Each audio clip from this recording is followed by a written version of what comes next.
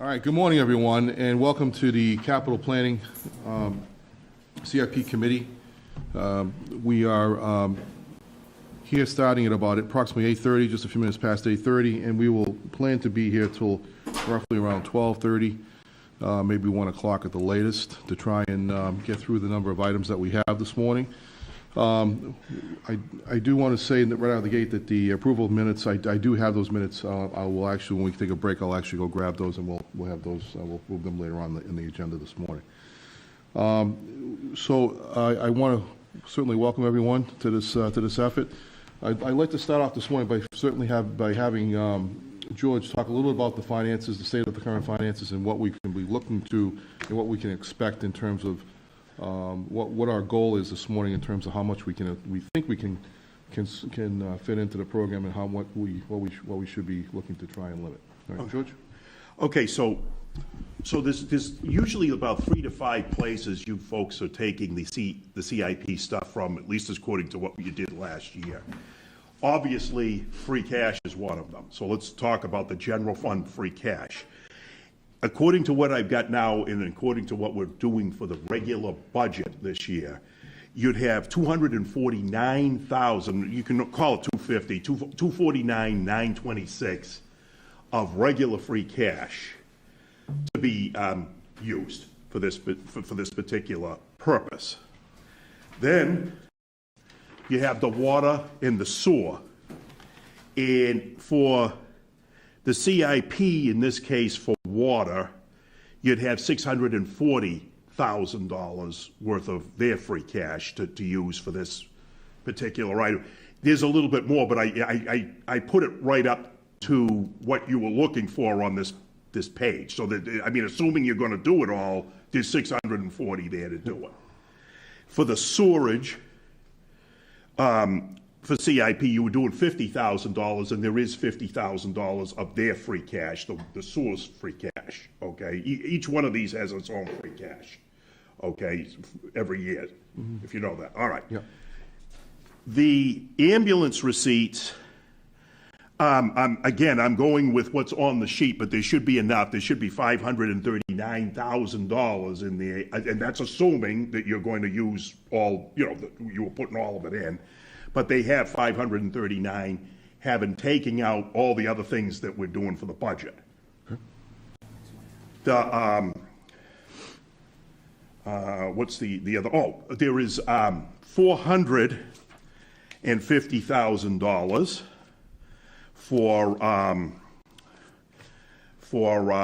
the overlay, and that's assuming that there was an overlay release. You're using already $550 for paying off the debt service there, the new debt service. So that leaves you with another $450,000 that you could use for this. So, I mean, to put it together for this particular purpose, if you took the 249 and the 450, you've got 699,926, call it $700,000 for purposes of this thing for between free cash and overlay. All right? And then I think I'm missing something. What does that leave us in George in terms of free cash position? The general fund free cash, that would leave you $3.5 million. Okay. Okay, right. and that's yeah, it'd be $3,500,000 would be left, which is what you kind of want to put back. So we want to stay above that, at that number above, because that's historically we've been. Over the past 10 years, we've been averaging somewhere around $2.8 million in free cash, in terms of our free cash. So the $700,000 more is actually better than what we have been. So, but we're taking that position to try and keep things. Now, keep in mind that $700,000 consists of $450 from overlay, right, and $249, $250, yeah, from free cash. Free cash. So, all right. What's the amount of policy that was the financial policies for the minute free cash? Well, it's you're trying to get up to a certain level, but this is what's going to be left over, which will kind of build on that for next year. For next year, so we're already meeting that level this year, but yeah, so 3.5. Yeah, well, actually 3.5 is actually considered to be conservative. Right. We're actually in a good position, is what I'm saying, is that we're taking a more conservative position right out of the gate for this process this year. So it was said at a meeting recently that we're gonna spend all that. We're not gonna spend all that. That was never our intention to do that. So I think we want to be careful that everybody understands that we're taking a position to try and protect our free cash position. Usually free cash, Seth, at the end of the year is a derivative of what we didn't use in free cash the year before, what everybody closed out because they didn't use all of their budget, what you got in higher than what you thought you were going to get in, like, on the receipts. And all these things combined. But so if you start off with not using a lot of the free cash from the year before, you're already starting with a base of $3.5 million, So let me just go through just a summary process at this point, George, but I think it would be good to kind of summarize that, and we'll Okay. get that to everybody. So there's a couple other things that we can just eliminate right out of the gate this morning. First is the fact that the town common electrical upgrades is no longer needed because we actually, I think we should leave it on there, but it's going to be funded through a private donation that's been given to us. It's going to be given to us by Schneider Electric. So there'll be $150,000 available for that. It's actually looking for 140, so we're actually a little bit better in that position. Demolition of the old state hospital will have to stay on, but inspections pickup truck, all those items are going to be staying. The school items are going to be on. The fire apparatus is going to be paid for through fire to begin with, and joint public safety is a separate. It's going to have to stay on. All the public works items. So the challenge we're faced with is that we're looking at $1.4 million just in the highway area alone. 539,000 in or 558 in school, and another $100,000 in joint public safety, and another $150,000 in municipal, $1,000 in. So we're going to be looking at having to cut somewhere around $1.3 million because there's about $2 million worth of requests that are going to be here that we're not going to be able to fund. So I think that's important to the state from the beginning, so we're not building anybody's expectations here, that we're going to have to make some difficult decisions here to trim some things back. So, Bill, can either you or George identify what we're obligated to fund through grant commitments? We'll go through that process, but I think what I've done, and thank you, Dave, so what we're going to do is go through each of the items, and then you'll be asked to rate these items based on the rating sheet that's attached to it as well. The things that we have to look at are safety and health issues. I think that I will rate the highest. Things that we are obligated to by state law, those are things that we should be looking at as well.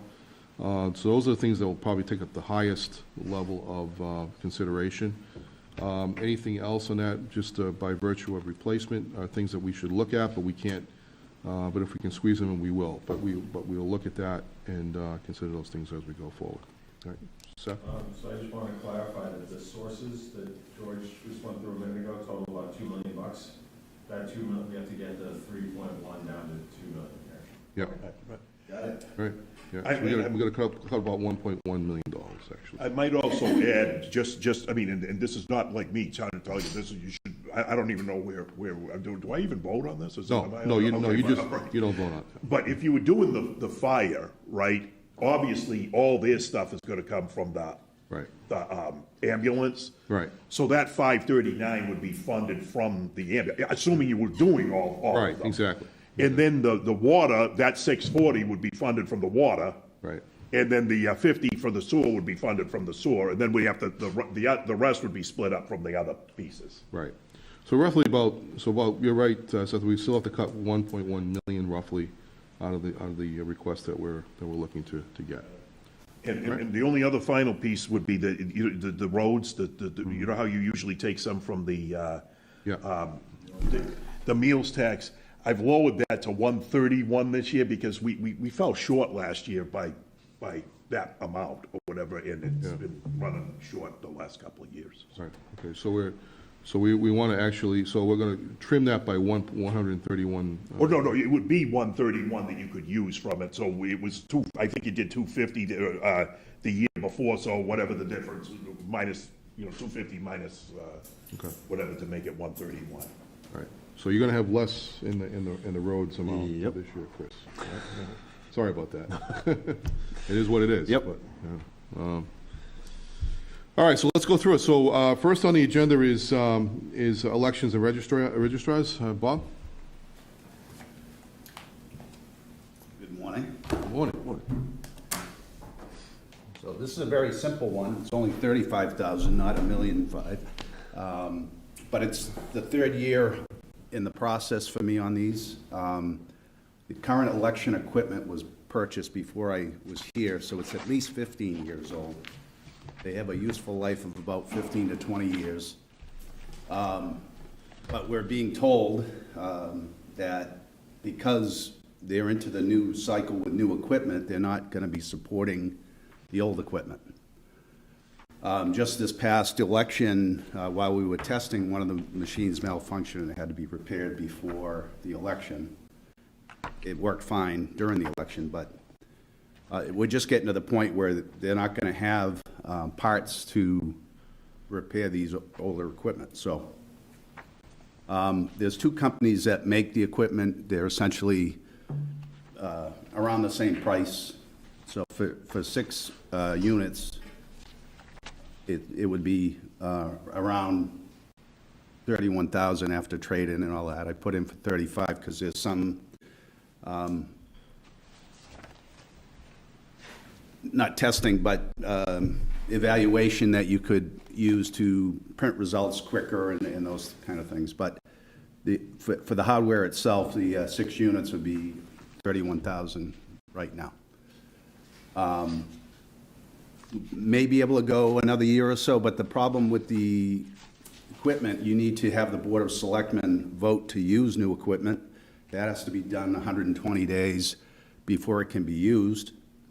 So realistically, even if I got these in July or August, there wouldn't be time to vote them for the presidential election, and I wouldn't want to use them brand new out of the gate on a big election like that. So realistically, we're looking to use them probably the following annual town election this time next year.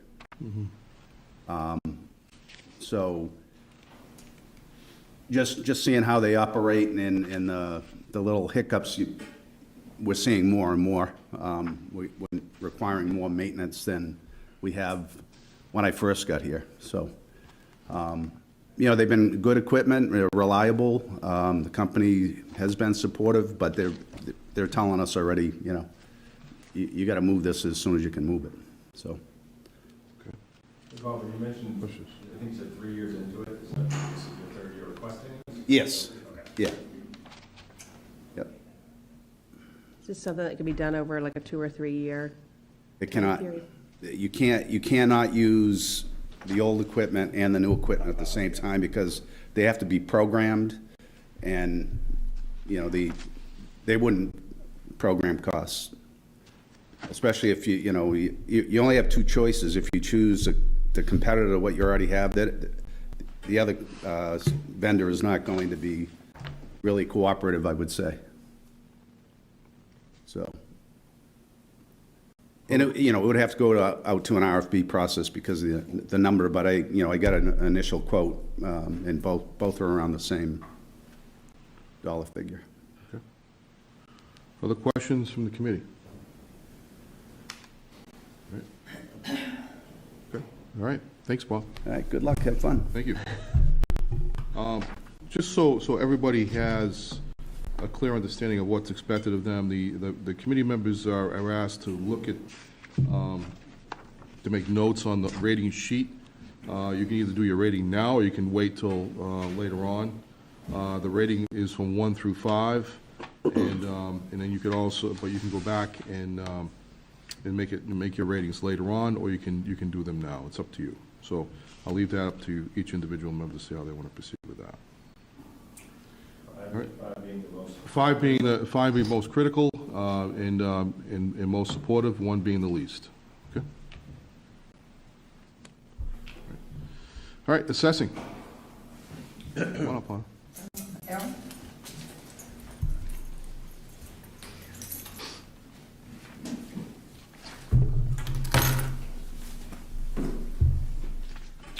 Aaron? Well, we take you both at the same time, make it easy. Good morning. All right. All right, so Hannah, you want to go forward first? And No, Aaron can explain why we need the system, why it's suggested. okay, very good. All right. Sure, so the Vision GIS system is the system that the town uses to conduct real property appraisals and to compile and track the data that's related to. The system was implemented approximately 10 years ago. It's undergone a number of upgrades, but at this point, the software itself is no longer going to be supported by the vendor. They're not going to continue to patch it or even make it compliant for assessing into the future. So this system will need to get upgraded. Additionally, the software platform, being 10 years old, is limited in terms of security and has other limitations in terms of backup and disaster recovery. So it's definitely time for that to be upgraded. And Honey can tell you a little bit about what the system does for the town. And for the assessing. 10 years old, right? It's about 10 years old, yeah. Well, I think it was implemented in 2010. So the town has maintained it. It's been kept under maintenance. The company, Vision, has had several major in-place upgrades to the software. They've continued to patch it, but just the technology in which it was developed upon is become obsolete. It's no longer supported. So this is a project that we knew would be coming in terms of the last year or so. So we've been planning for it, and this made the most sense in terms of being a capital project. So the request is for $50,000, and the $50,000 will do what? So the money will support the cost of the software licensing and the perpetual maintenance going into the first year. In addition to that, it will supply some upgraded hardware and ancillary licensing that's also required by the vendor, and some new equipment to support the project within the assessing department itself for inspections and appraisals to be used in the field. Then how does ongoing costs look relative to what it is now? So the ongoing costs are relatively flat. If we were to forego this upgrade, there's approximately a 50% upgrade, 50% increase in the cost of maintaining the old product for the next year. Yeah, that's kind of what you Sounds get like a there. no-brainer. Yeah, exactly. Yeah. All right. Any other questions, comments from the committee? All right, okay, we'll move on to which is the technology improvements for the town hall, for town, right? So that's, a request is for $150,000 for that. Did you want me to explain anything, or? Oh, Leslie, do you have anything else did you want to speak No, to? if I gave a handout to everybody. I think it's worthwhile for Ani to explain what the system that's fine. does for Yeah, the. fair So, since the assessing department generates about 69% of the total revenue for the town, it's very important we have a very good system on hand for us to work with. And so what we're referring to is a camera system. And what that means, it's a computer-assisted mass appraisal system. And I gave everybody a handout so I don't get carried away on how to explain everything because so much. So for the folks at home, a computer-assisted mass appraisal system is an automated system for maintaining property data, valuing property, notifying owners, and ensuring tax equity through uniform valuation. Such systems were made possible by computers and have grown rapidly in functionality. Camera systems have a module for managing property records. The module creates computer records to store information from the source document, loads information into these records, edits the information for validity and consistency, and reports to maintenance activity. Mass appraisal is the process of valuing a large number of properties, at the same time using standard procedures. We also create all our reports for the Department of Revenue. All our statistic analysis comes from the system. So it has a photo imaging, so when you look at your property record card, all the information for your properties on your property record card, it shows value, it shows all the different components, and it just does so many different things. So we keep track of everything. That's really the most important system in our office, what we use. So does anybody have any questions? Yeah, okay, very good. Thanks, Anna. Yep. All right. So the increase in the maintenance is, it's approximately, it's gonna be 1.4 times the existing cost. So the current cost is approximately, We stick with the legacy system. yeah, So it'll be a lot more expensive to maintain it. Maintain. Yeah. So Aaron, we've got the new, the $150,000 for the IT equipment, but, you know, recently, I just want to take one step away from that right now, because this is relevant to how we're going to continue to operate going forward, given the scenario that we're in right now with this coronavirus. The governor passed a provision last night, 2 nights ago, that allows towns to do virtual meetings. And what's your understanding of that law, and how does that work? Well, I think it's still very new, it's still developing, so I'm not sure I have a good understanding. Okay. You know, but something we're looking at now and determining the best way to move forward.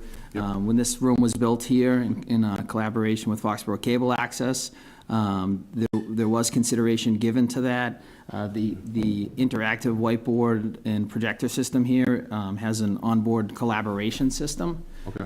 which allows people to access the whiteboard and present remotely if needed. It also allows people to connect remotely and to be able to follow along and see the content on the whiteboard as well.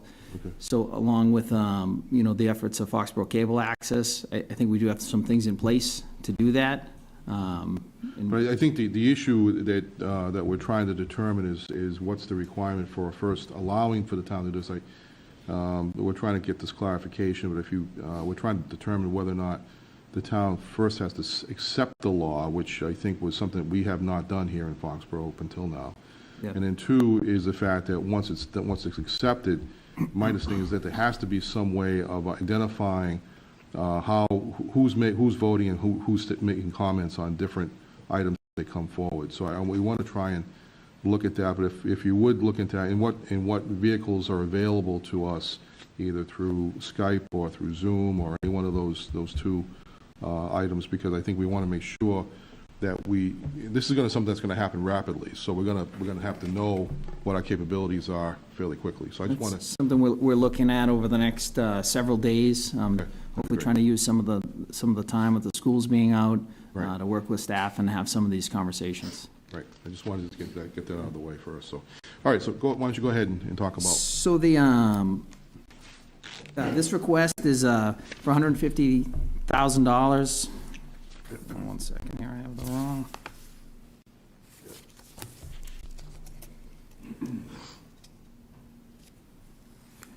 It's for $150,000. And it's for equipment, capital equipment to be used townwide, to refresh the data center, WAN hardware and software. Much of this equipment was installed in 2014 as part of the town's creation of shared IT services and joint data technology facilities. Last year, there was a request put in similar to this for $150,000. That request was reduced by $50,000. Because of that reduction, we were not able to meet our obligations in this area. So it is important. This is an important item. especially in light of where we are today. This equipment is how the town communicates and provides the town with options in terms of business continuity.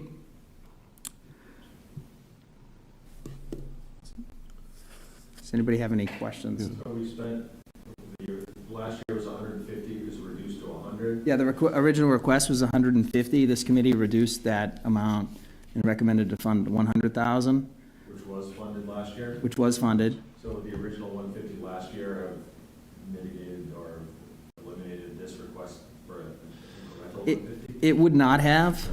Okay. It would not have, but because of us not receiving the 150, the full amount, there were things that we were not able to complete and obligations we were unable to fulfill. So I guess the question is it more expensive this year because of the 50,000 we did from last year, or is it just 50 shifted up? It's not, but we're potentially, behind. Right, we're playing a little bit of catch-up, but in consideration of the large number of requests and the needs of the town, we decided to keep it at the 150 and not ask for the additional money. So this is more or less an annual request for equipment replacement? Correct, so there is no centralized town IT budget, so this fulfills many of the town's obligations for hardware and equipment, refresh and infrastructure, supporting the shared infrastructure. So the school department, funds, a portion of the maintenance and hosts the shared infrastructure. So for instance, the town has about 7 pieces of hardware that are coming due for maintenance renewal right now. Approximately $25,000 just to maintain those pieces of equipment. As part of the plan, there's a 3-year plan somewhere, I know, that's related to the capital. Yes, it's This is part of the 5-year plan. 5-year plan, yeah. But that's what threw me off when you said 3 years. I thought it was about 5 years, 5-year program. Yeah. Is that where, sorry, did you say that we have? Yeah, well, the book has all the requests and everything in it. Isn't that your 5-year plan, the one that Marie put together?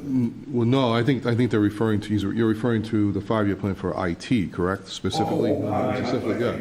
Well, the capital, I think it's the capital plan, correct, yeah. So this item has been part of the capital plan, and I think it's been included for 5+ years when I look back on, It goes out another 5 years, so. and it goes out another 5. Yeah, yeah, so we actually, from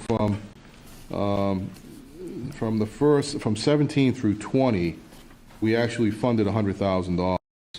The original request was 150 in 20, it actually went up $50,000 last year for the first Correct. time.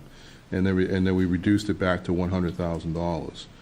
So I guess it would be helpful to know, if you know, by not funding it, or maintaining the funding at $100,000, what are we not doing?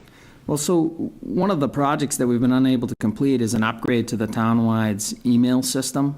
Okay. So currently, the email system we use is, the version and build date is around 2012, 2013. There's been a number of advancements to the email platform, right, that enable collaboration that was not available, as part of the town's email package now.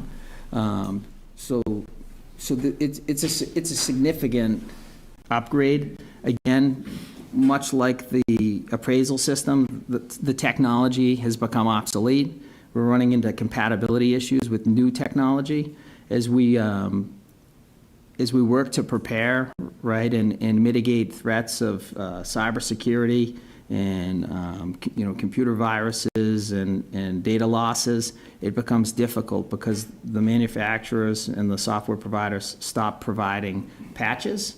And then as the software becomes older, vulnerabilities and things become more known, widespread, and extorted. So in terms of productivity, the current email platform, it's an Exchange platform. It provides basic email, calendaring, and contact management. The upgrade to the system would enable almost like some private cloud functionality, allowing staff to share files and access files remotely through the web, through a secure connection on the web. It's the tools that are commonplace in just about every business at this time. So that's a significant upgrade. That's something that we were not able to do last year. And that's the 50K. Yeah. So it's almost like 100,000 is sort of table stakes, and the 50K is what we would grade 1 to 5, really. And Yeah. that's how it feels. Not to mention, Bill, you can probably back that up, but even when we did our S&P, that was a huge, the idea of the security piece of it was a big piece of what they were very concerned about. Right. So it's something that you want to take into consideration. Agreed. Is this something that should really be part of an operating budget?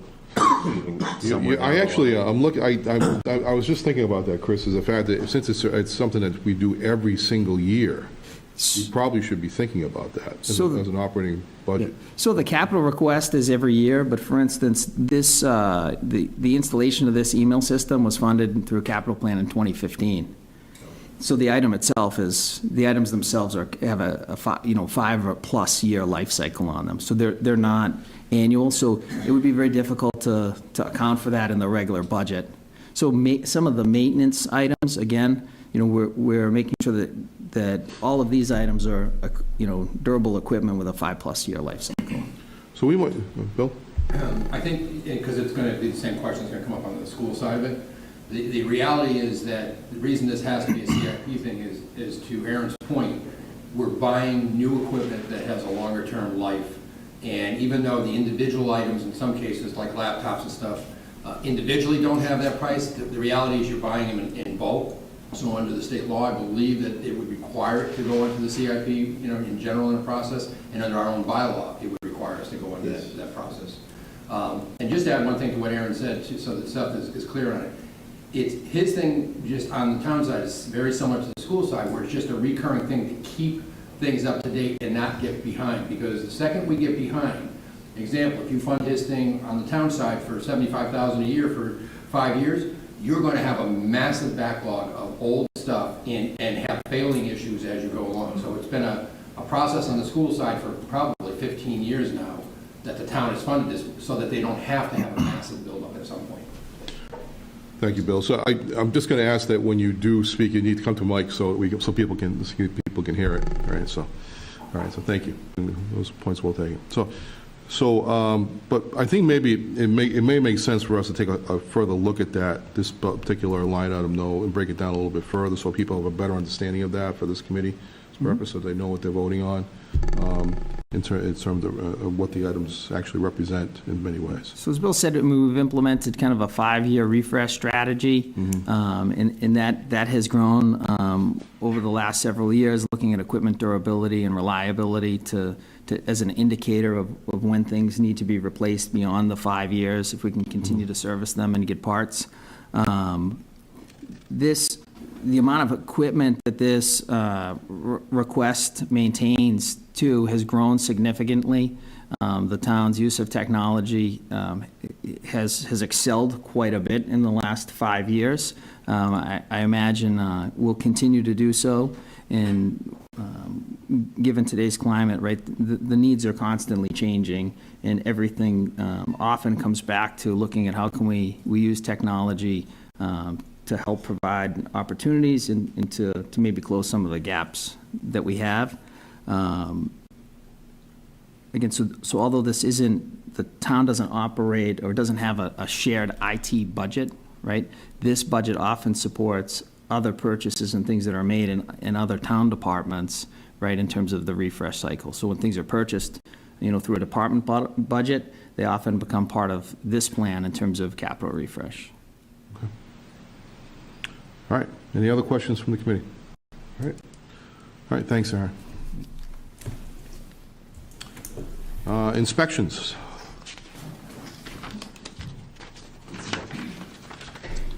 We're running about 10 minutes behind schedule right now, actually about 7 minutes, so I'm going to trust upon you to get us back on schedule, Bill. How's that? I will do that. I shouldn't be long. Does everybody knows Bill Caspara? Good morning. Bill is the acting building commissioner, who was once the building commissioner, and he's back in the saddle again, so it's good to see you back. Thank you. Thank you. I won't be long. I'm here to request $29,068 for the replacement of a 2007 inspection vehicle, a Chevy Ford pickup truck. It's 13 years old. It should have been retired when I did 2 years ago. It's on its last legs, and it just needs to be replaced.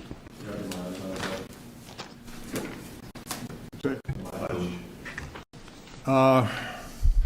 80,000, I think 80,200, but it's hard miles. It's been on construction sites, and it's, it's not garage, it's out in the open.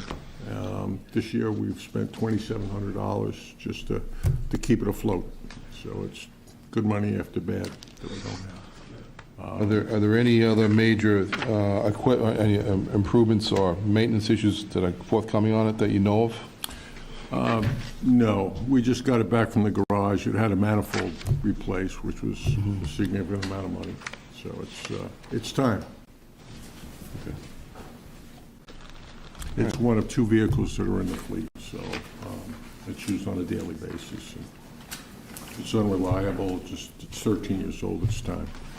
How old is the other vehicle, though? That's a 2016 Ford Escape, so that's in good shape.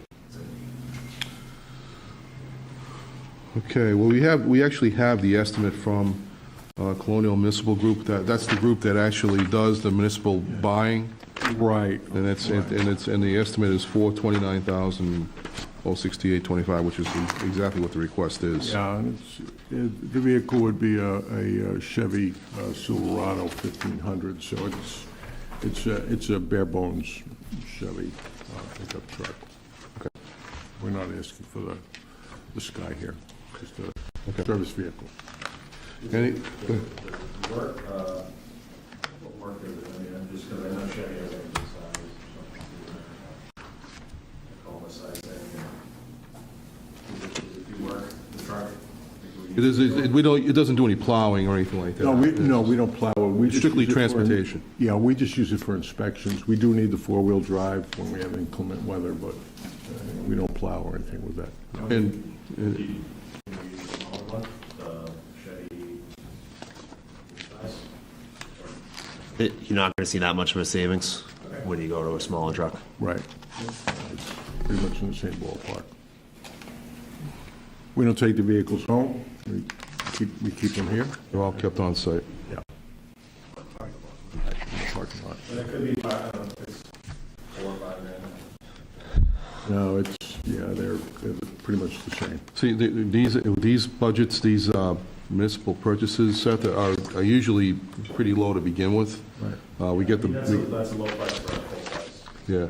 Yeah, but that's pretty much what they run. So you probably, you might be $1,000, maybe $1,500 at the most, but. Okay. All right, any other questions from the committee? All right, so this has been, it's 13 years old, it's time to be replaced. Oh, yeah. Okay. All right, thank you. Back on schedule. Back on schedule, thank you.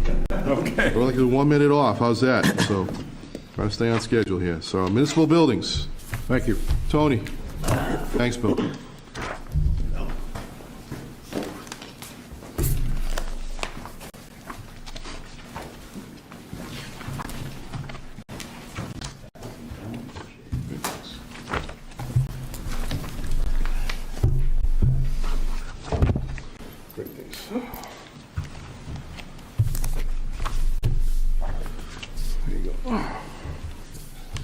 All right, Morning, so, everybody. so in the interest of time, we don't really need to get into the common work because that's going to be funded anyway. So we probably can just forego that discussion. But why don't we just focus a little bit on the demolition of the old State Hospital laundry building? Okay. Well, on this old State Hospital laundry building, I'm requesting $150,000 to do some demoing and get rid of all the asbestos before we do demo it.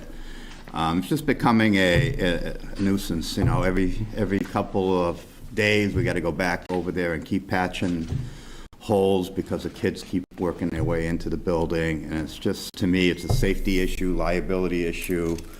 And it is a nice piece of property there, and I think the town can really use it for something that's more than just sitting there and causing the kids to. Yeah, and like I said, it's, and it's falling apart day by day. I mean, the roof has caved in, and it's really, it's a matter of time before someone breaks in there and gets hurt, and you don't know what's. But like I said, we've been, every I go by there every week, and every week I gotta call my guys to go there and patch. It's like they're ahead of us, so we patch this, next week they'll come and open up another area to get in and Like just. kids? Yes. Going in, like. I'd say they're probably All in, that stuff, or what? the what? They're drinking in there? Or is that- Oh, yeah. Yeah. Yeah, it's all kinds, yeah. Well, that's what I'm more concerned about, going in there sometime and signing somebody, it's not a good thing. And the police is constantly up there, and a couple of times in the past I've had fires in there. I mean, I know the building really can't burn down because it's all brick and steel and concrete, but they still, all of a sudden, if you can see in the pictures, there's couches in there, and it's probably not a safe place to go in there because God knows what kind of germs and diseases are in there and stuff. But I'm just requesting that we get rid of it, and I know it'll make the property more valuable, I believe, and whatever they want to do to it in the future, it's just one step closer to, to do something with it. What years have you been trying to do this? This is my second year. Okay, because I remember last year. Yeah, I did it last year, and I'm trying again this year, and I just want to be, let everybody be aware of, the liabilities and safety issues we have there. And So that's why I'm requesting. You get kind of two parts to this. The first is the abatement work that needs to be done, and then Well, we have almost second three is the parts. demo. This is only two parts here. So I have the abatement, which is quite a bit of it in there, because of course it's an older building. And we have the demo. But I also, before we could even do any of that, we have the irrigation system. There's a power feed going into there to run the irrigation. So, but that's not included in this. This is something I think that we can work together between the DPW and myself, and we can probably get the stuff moved out, build a little shed and have the irrigation system there. But before I can do that, I gotta make sure that it's gonna happen, and then we can start working on removing the main coming in and the irrigation. Right. But it shouldn't be too bad, the transformer's right there. And What's the breakdown on abatement versus demo? Approximately. More. The abatement is the cheapest side, and these prices were 2 years ago, but I'm hoping, it'll still stick around, but it was close to 90 to 100 grand on the abatement, and the demo was probably another 50. So it's pretty close, and a lot of it is actually, if we can, get it all done to the point where it's just all grass. And then, like I said, then whoever wants to do whatever they want to do to it, it's there, it's a lot less money. More people probably be more attracted to it because everybody's looking at, oh, gee, what I'm gonna do with this building, it's gonna cost me a fortune to get rid of it. So, that's my request. The unfortunate thing is we can't get the building fully classified as a hot building because it would be cheaper, because you could destroy the whole thing, asbestos and all, and transport the whole thing, like we did with Town Hall, out. And so that's the only unfortunate thing, because that would actually reduce the cost, ironically, because there's less labor involved when you don't have to go through the abatement side of it. What is abatement, by the way? Asbestos, taking out the asbestos and any other hazardous materials that they find inside first, so it doesn't go airborne. A lot of pipe, there's like a crawl space underneath the building between the two floors, and there's a lot of, because there's some laundry buildings, there's a lot of the piping and everything's all wrapped. And there's evidence that kids are continually getting into there. Oh, yes. Like I said, I'm constantly, I'm a week behind this, We'll board it up this week, and then next week we'll be finding another. They always seem to find a way to get in there. And at the point now, I think the roof is starting really to collapse into, so it's actually, it's even more dangerous. That sounds like one of those things that the town may wait on, and then. And then be some sorry. tragedy happens, and we're like, oh. But that's what I don't want to happen. I know, I agree. Because I think it would cost more than $50,000. This falls into that public safety concern that we really should be looking at. All right, any questions for the committee? Is there a way to put a fence around it? There is a fence around it. It's, But they, keep just going through the fence? yeah, it's just Peeling it back not and- much of a, yeah. How about a wall? Well, we can, but I'm sure they'll find a way to climb over it, or some way, but I think that the best thing to do is just to kind of just flatten it out and get it out of there, and then, like I said, it would make that property worth a lot more. And to do a more significant fence around it, it's a large building, so you're probably talking about $25,000 to $35,000. That's wasted money in that sense, so. And I think the more we wait, the more the price is gonna go up, increase. The cost of the work? Yeah. Okay. Any other further questions in the committee? I think you've made the case. The question is whether we're going to be able to afford it. That's the other issue. Okay. All right. Thanks. All right. I just want to go back to the funding piece one more time with you, George. But as I'm looking at this general fund request list, there's $3,088,068 on it, right? Yes. Do you have that? Okay. You're talking about this page right here? The front page, yeah, the right, front okay. page. The front page. No, this is the rating list right here. Okay, yeah. Do you have that there? Okay. Yeah, I got the rating list, Yeah, so look at the bottom of the page. It says Okay, 3 so million. 3088, right. So of that 3088068 number, the only amounts that we can take off of that, we can subtract from that, are 140,000 Yes, for the common common, work. yes. 700,000, which is the free cash and the overlay surplus. Yes. Right? And 539,000, which is the fire ambulance account. Right. And then there's the 131 for the roads for the chapter. Yeah, but that's not on that list. Well, I mean, you've got it right now, is 250 on here, or? No, but that's on the second Oh, page, oh, though. Yeah, it's on under the second enterprise page, fund so. request. So if you take a look, if I'm looking at the 3,088,068 number, right? And if you subtract those numbers out, we're short by 1,709,068. Right, and I think Seth put it probably the easiest way. You got about 2 million to do, that you can work with here. No, that's, 1,709,068 that we have to cut. Right, from the request, which puts you down to, well, no, actually, it is a little bit lower than $2 million or whatever, so. Yeah, because, no, see, the cut's going to be 1,000,007 of the 300, of the 3 Yes. million. Yeah, right. It's going to be, because we're not going to have, the funding capabilities are only 140, 700 to 100,000. $1.3 million. Yeah. And you took into account the water and the sewer, right, 640 or 690? No, I'm not considering that. Okay, Because all right. I'm only trying to look at the million because that's general fund requests. Yeah. Because that's the only thing we can use, right? Right. So, 840, 539. Yeah, about 1,379,000 is what we can fund Okay. out of the 3,088,068. Actually, less than that. Because we have obligations on top that have to come out of that $1.3 million, grant obligations. Right, so, which means that we're going to have to, of that amount, there's certain things we're going to have to fund because there's the 240,000 of that is going to be for the West Street Dam. And the 55,000 for the lease for the street sweeper. Right, but I think, didn't we take that out of water, though, last year? Did we take that out? I think we took that out of water. Yes. We took that out of water. I think the expectation was that would be a one-time thing Okay, out of the water to get it moving. all right, so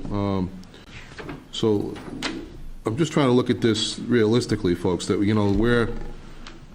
got a fair amount of work to do. We have to cut probably, 1.7 $1.7 million out of this. Right? Is that accurate? Okay. Well, so you said 1.7, and you said the 1.3 was what we had available. 1.7 and 1.3 gets us to 3? Yeah, 1,379,000 is what we have available to spend, all right? And we have 3,088,068 from the general fund. Yeah, you did take the street sweeper out of the water last year. Last year, yeah. So, which is something that, you know, we certainly can look at again, but I think the expectation was to try and not do that for a second year. Right. So the other things that, the other items are self-funded more or less because they are items that come out of the enterprise. Right. The street construction, that money is sort of set aside for that purpose. And you're even reducing that amount from 250 to 131. 131. So that's going to be down to 129, right? Yeah. Plus the 650. They'll have the 131. That, the is what 131 is what we'll be available. using. Yeah, The 131 is Sales what, tax. the 131 is what you'll use. Yes. So he's cutting the 129 out of that. Right. Right, so it's 131 plus 650, correct? Yes. So that's 781,000. So, and then the water article is something that we're going to be looking at as a separate consideration anyways. Correct. So, and that'll be funded separately through water as well. So we're going to have to trim at least 129,000 from the street improvement program this year. And we're going to have to trim the 1.7 million from the remaining requests. Okay? Just want to make everybody clear on that. Okay. Thanks, Tony. All right. All right, moving into schools. Bill? Yeah. About 5 minutes early. I can screw that up. Okay. As you see, we have 5 items that we are requesting. One is a new one, so I'm going to start with that one based on your little scenario right now, which is the music equipment replacement. Much of this equipment is 25 to 35 years old, nearly impossible to actually maintain at this point in time. Some of it can't even be repaired. But that being said, based on where you are, our priorities are higher on the 4 above that. So I'm not going to say I'm making it easy for you, but I'm going to make it easy for you because I can't put that as a priority from our side, as much as I'm sure the music program would and will be upset with me saying that, and we will look for other ways. This is a... We recognize that that's a need, there's no question about it. But and this is a one of 3-year plan. It's a $225,000 overall program that they're talking about trying to replace. So that being said, I'll leave that one at that. Okay. I'll go the next step, but I want to put a caveat on this one. So our buses, as you know, are a requirement of us transporting these children. One of our minis right now, we have been notified by both mechanics and DOT that they will not let us continue with that one, which is M3, after this year. So that's why we have the mini on here as a replacement. It's a non-wheelchair, but it's a special needs bus for the most part. The 2 other buses, one has a cracked block, so that's obviously out of use at this point. So what I'm going to recommend is that we change our request from 2 to 1. But I want to put the caveat on that if more money comes available in the fall at a fall town meeting, I would like to put it back out there. So I don't want it to be a surprise, like a cruiser or something like that. This is we're offering it up now. We'll go through how the this is best we can. the 82? This is one of the full-size ones above it. Oh, the one full size bus. So that would go from 161 down to 80,000. 82,500. 80,500, yeah. And like I said, it's This, unfortunately, what this will do, and I just want to kind of go on record with it, but I understand exactly where you are financially. This will back us up and, you know, if we were to end up with a similar situation going forward, we will have a problem keeping enough buses on the road. I think the mechanics do a phenomenal job, but even with the number of spares that we have right now, we're using them constantly. Because the main line ends up going out on service and from there. So taking one totally out of the loop here is going to be an issue. But I think we can make it, and based on what you have, you know, financially, I think it's the only choice we have to offer up for you. I know Seth has a real interest in the copiers, but we do about 8.5 million copies a year based on what we have to produce. Much of that is on the upper levels, which is kind of surprising. I think you would probably think more of it would be on the elementary levels, but it is the nature of the beast as far as the way we do our education still. We have gone away from a lot of textbook type materials to a lot of materials where we're producing stuff for them to use it, because the textbooks, quite honestly, don't have everything. And even when we take on new adoptions, part of that is that there are parts of the textbook that is something that they expect you to give expanded information on. And so you can't take the assumption that every kid has access to it in different ways, so you have to make sure they do have access to it. So just quick math, that's the 18 pages per student per school day. That's just across 2,600 students in 180 days, so that's simple math. My only thing was offer the paper to kids, and some will take it and some won't. Cut 40,000, but it's in this day and age, a lot of kids don't want a bunch of paper, so. It's not just copy supplies that's being used for materials for students, but administratively, you know, we communicate in a number of different ways with parents, but we still have to communicate using paper as well. So some of that is informational materials that are going home, or, you know, policies or procedural things.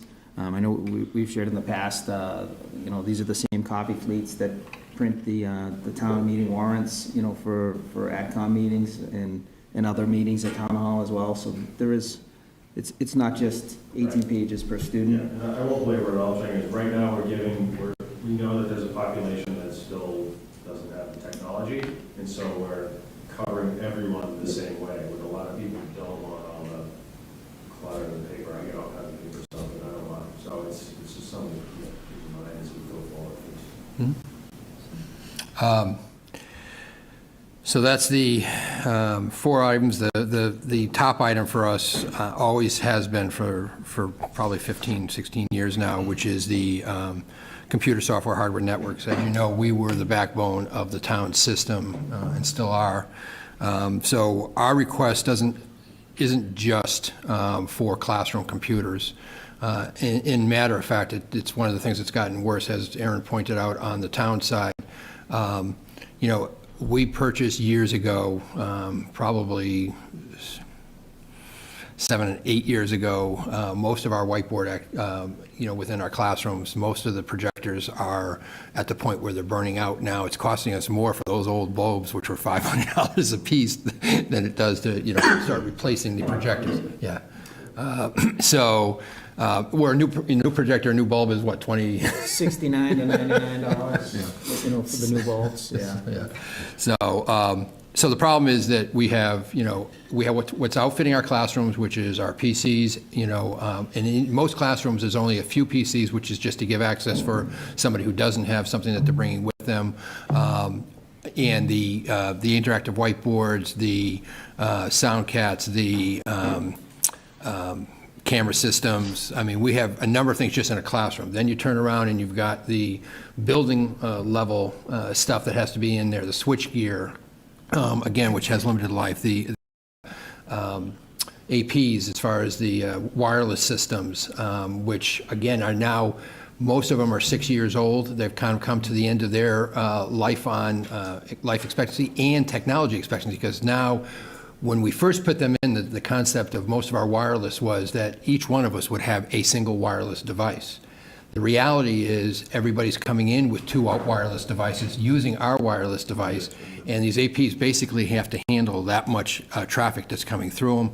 The newer technology on the APs themselves basically allows us to have a broader band of usage within a building where our older ones can't. So where we thought we were really well covered in all of our buildings in the past because we had coverage, now we don't have density where we can take enough volume of stuff that's coming at it, let alone pump out the size of some of the stuff that's going out. Really, as we see everywhere, the technology is changing, and the teaching and learning models are changing, and we're trying to financially responsible, plan for these changes, but the demand really does continue to grow at a pace that's very difficult to keep up. So, as Bill said, when we first, were implementing wireless in the building, it was about coverage. It was about making sure there was signal in all instructional areas of the building. But now that's shifted to capacity, right? So a lot of our curriculum requires students to have one-to-one computing opportunities throughout the day. We provide those often with mobile computing devices, and we supplement that with our Bring Your Own Device program.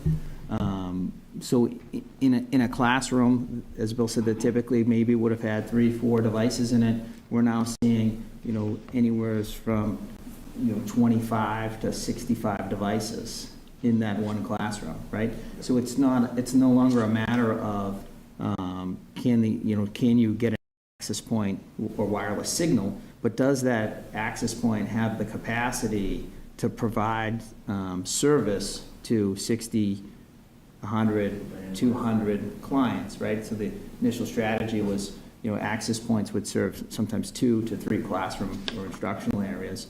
Where now we're saying we need one access point, per classroom or per instructional area to support the equipment and the things that we're using it for. And this access not only supports computers, but it's become embedded in everything we do.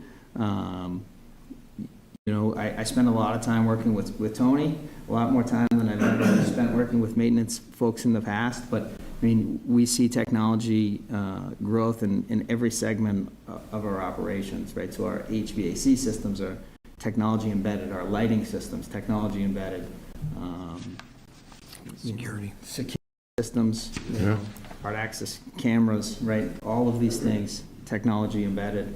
And the backbone that we support with this money also supports, right, our educational operations and continuity and business continuity throughout the town. And I think that's probably one of the hardest parts about this, and we've always agreed to, as a group, to understand that we run 2 data centers. We run the one at the town hall, at the Joint Public Safety, and one at the high school. The high school one's the primary.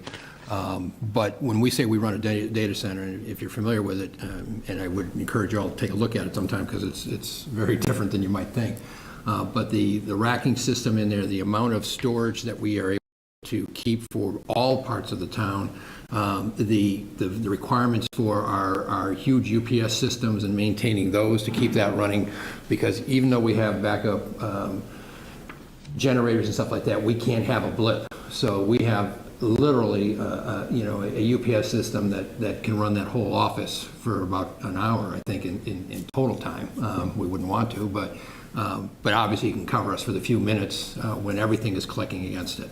And more stuff in the buildings is going against that. So in the high school, we have more and more technology that's being linked directly into that to keep it up and running, because again, when we go down, front offices still need to be able to know where the kids are, who's where and what they're doing, and what the list of who's absent and stuff like that. We can't lose any of that. So we have some real issues when it comes to that. And so that's why it's been a standing thing. Obviously, we have 2,200 computers, or about 2,000, I guess, on the school side. Devices that we're maintaining as well. We obviously do that in rotation. And Aaron's done a great job. We used to say a 5-year life.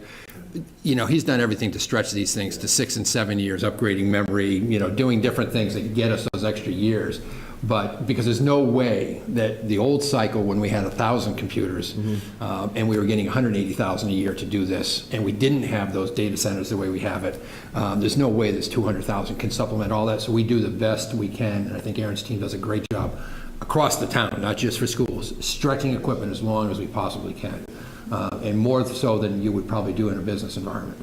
Again, in terms of where the plan started, it's the foundation of it is a 5-year capital refresh that we get a minimum of 5 years out of the equipment, and then from there we do a lot with data. So again, we track equipment reliability. Sometimes we see that some equipment that's maybe a year newer than other equipment has higher failure rates, less availability in terms of parts, is not as serviceable, right? So we may choose at that point to replace that equipment. So maybe it's in year 6 when we have equipment that's in year 7, but we know in terms of being able to provide business continuity and usability to people that's a better choice. So not just strictly saying we're going to replace this because it's the oldest thing we have. We also look at how equipment's used. We have computer labs, right, where students are accessing curriculum, right? For instance, the computer automated design courses, right? The technology requirements for those courses are much more demanding than a computer lab that's maybe for research and writing, where students are accessing online materials, where there's less computing needs, right? And they don't need the same level of hardware, right? So that equipment can obviously go longer than some of this other equipment. One of the other things that's changed this, though, quite a bit is mobile learning, right? So technology is embedded in everything we do. It's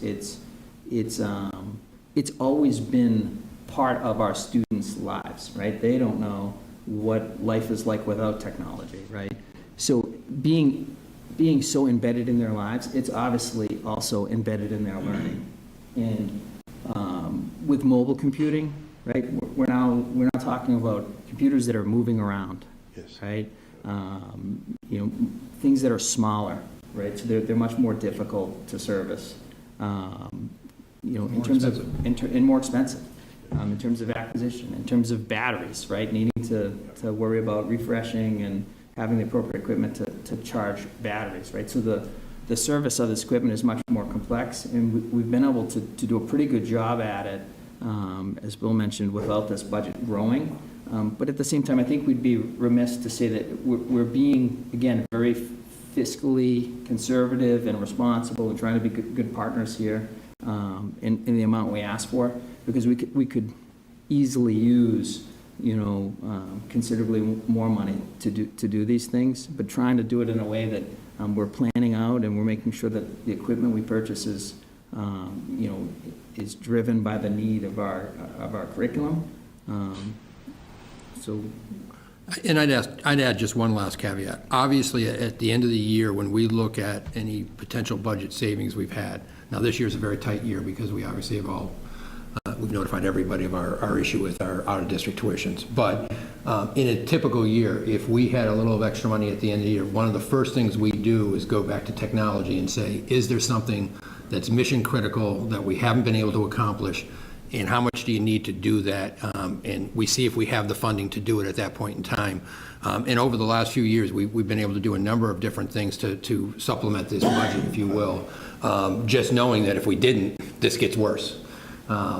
Like I said, this year, I unfortunately do not see a ray of sunshine that we're going to have that kind of funding available to give really much of anything.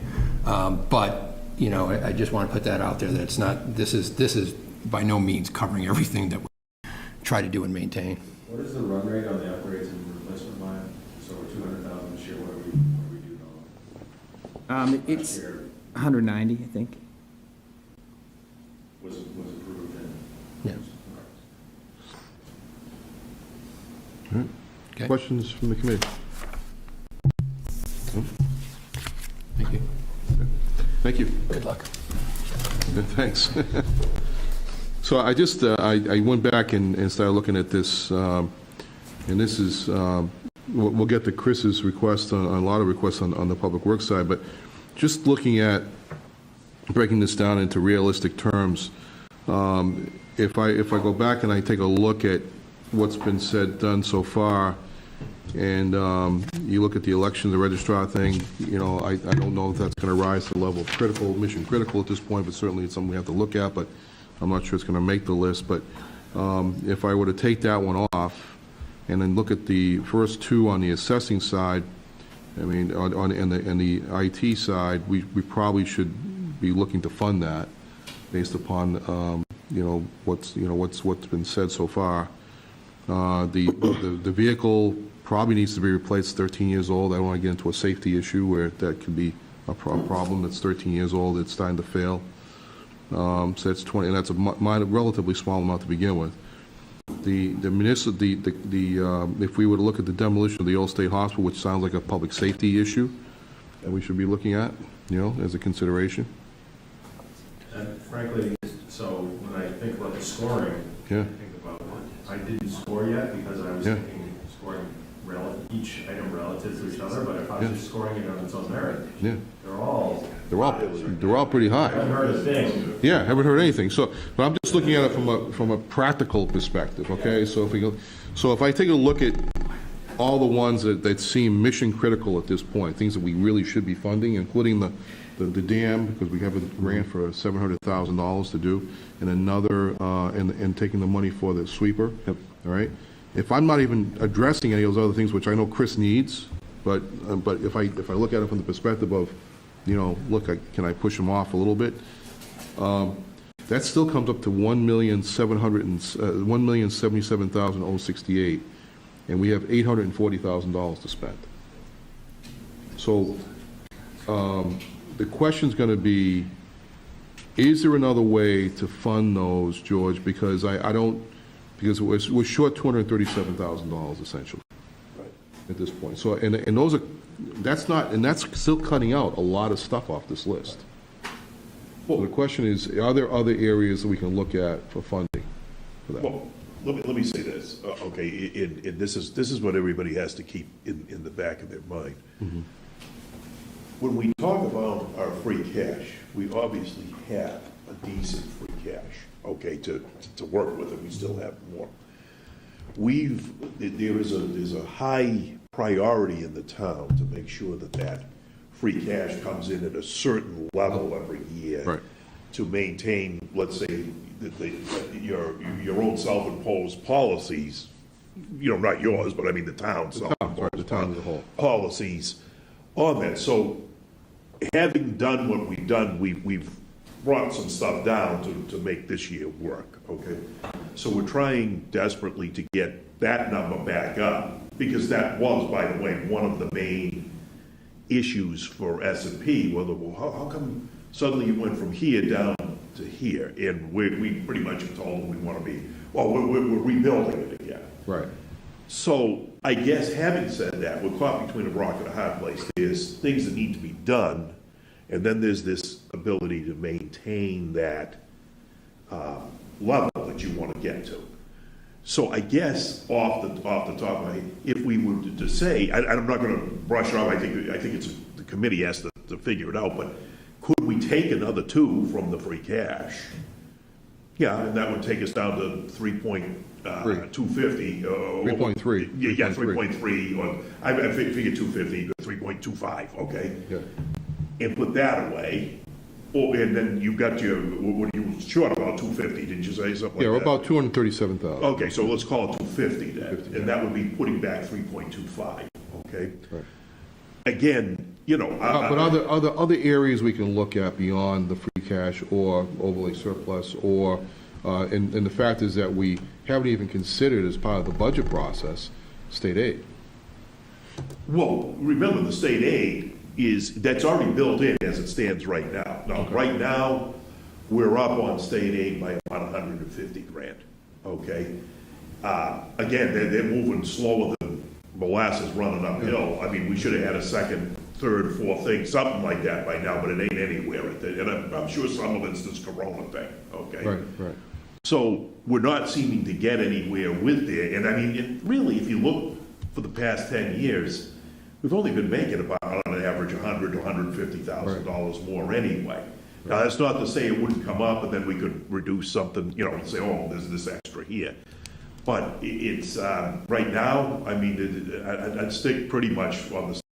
If we get a little bit more, I'm happy, but if I wouldn't want to try to say it's going to be 200 or 300. I'm just thinking about every single option on the table here, so we're not dipping into any areas that we're not comfortable with.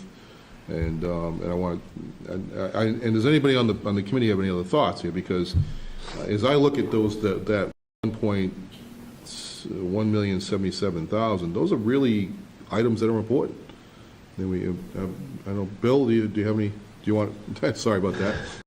I'm going to have you sit up and come on up. So I guess the other side of it to look at is we, knock on wood, have had a phenomenal year from a snow and ice point of view. So we know our regeneration from that account is going to be much higher than it's been in the past. We've actually had to fund it because we've overspent it. So that will flow to free cash. That's a kind of a bump that you normally wouldn't get. The other side of it, I guess I would ask or question, and I don't know, I don't want to put George on the spot because I don't think you can get the answer this quick, is really how conservative have we been on our revenue forecast? Because if we've been more, I guess, tighter as far as not giving as rosy a picture of our revenues than we may have in the past, that means that much more is also going to flow to free cash moving forward. All of those are good things. I'm not taking anything away from them. But what I'm saying is that in your normal cash, free cash regeneration, in typical years, you wouldn't have those type of items coming towards you. You know for a fact, unless we have the storm that no one's seeing that's beyond belief come at us, that we just do have some advantages this year that we will have flowing towards the free cash side of things. The only thing I'll bet, we've already taken into account the overage for the snow and ice. At the beginning of the year, we had done 320. But it's not generated in your free cash. It won't be generated until next year. No, but I mean, right now, where the budget is set, Yeah. I've got it set so that I think we've used $75,000 negative right at the moment. I've got it set. Of the 320 that he had said. So at this point, all we'll be raising next year is 100, and the budget is based on that being negative 100,000 at this point. Right.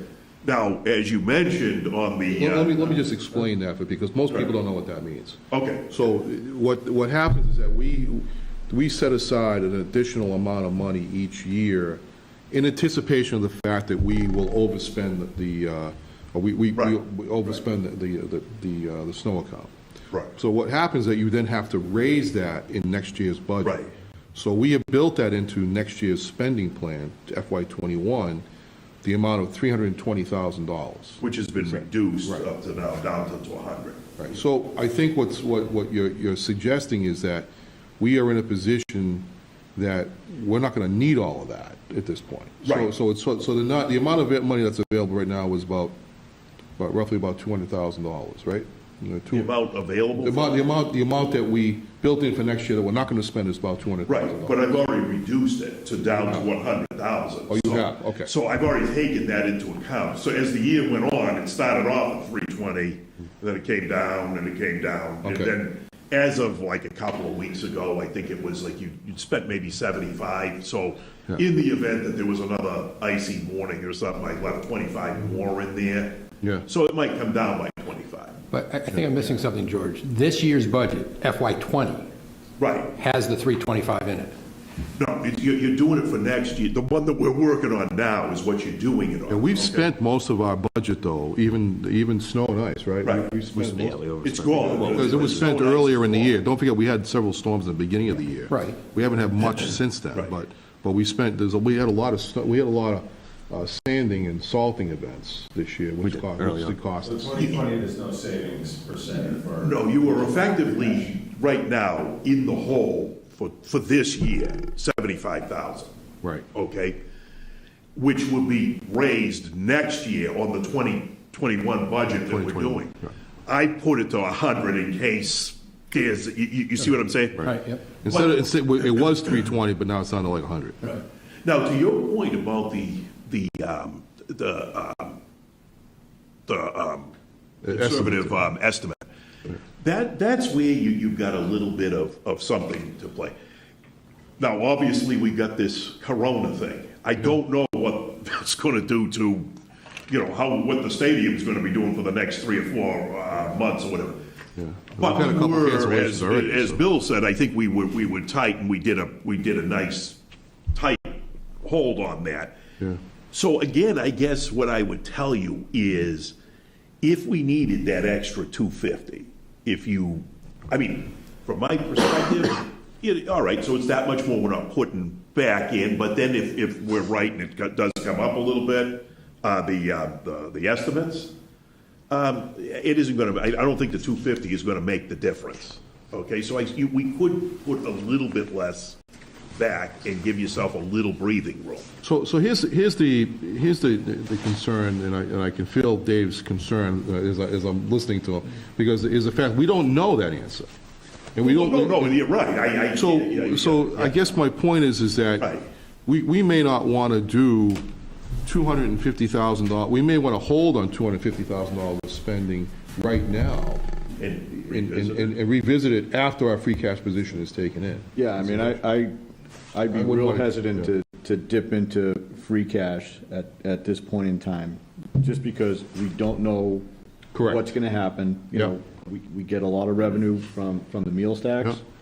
We have obligations that come from that we may have to fund outside of the meals tax. Yeah. With the OPEB liability, if there's a shortage there. Right. You know, there's things that we have to do, and I'd be real hesitant to say, okay, let's take another $250,000. Right. Then, you know, be in a bigger hole.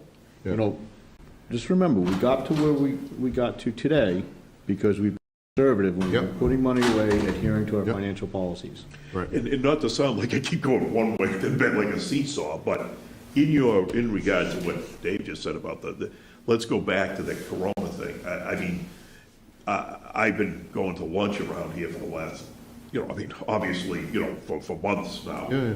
I've noticed when I go up to the place, there's nobody in there now, in these Yeah. various places that you're going. It seems like it's going, I don't know what effect that's going to have on our meals tax in another quarter, Let me It's going to have an impact for the next few Yeah. months. So- It will. Yeah, So I was in New York on Thursday. yeah. Stayed in a hotel.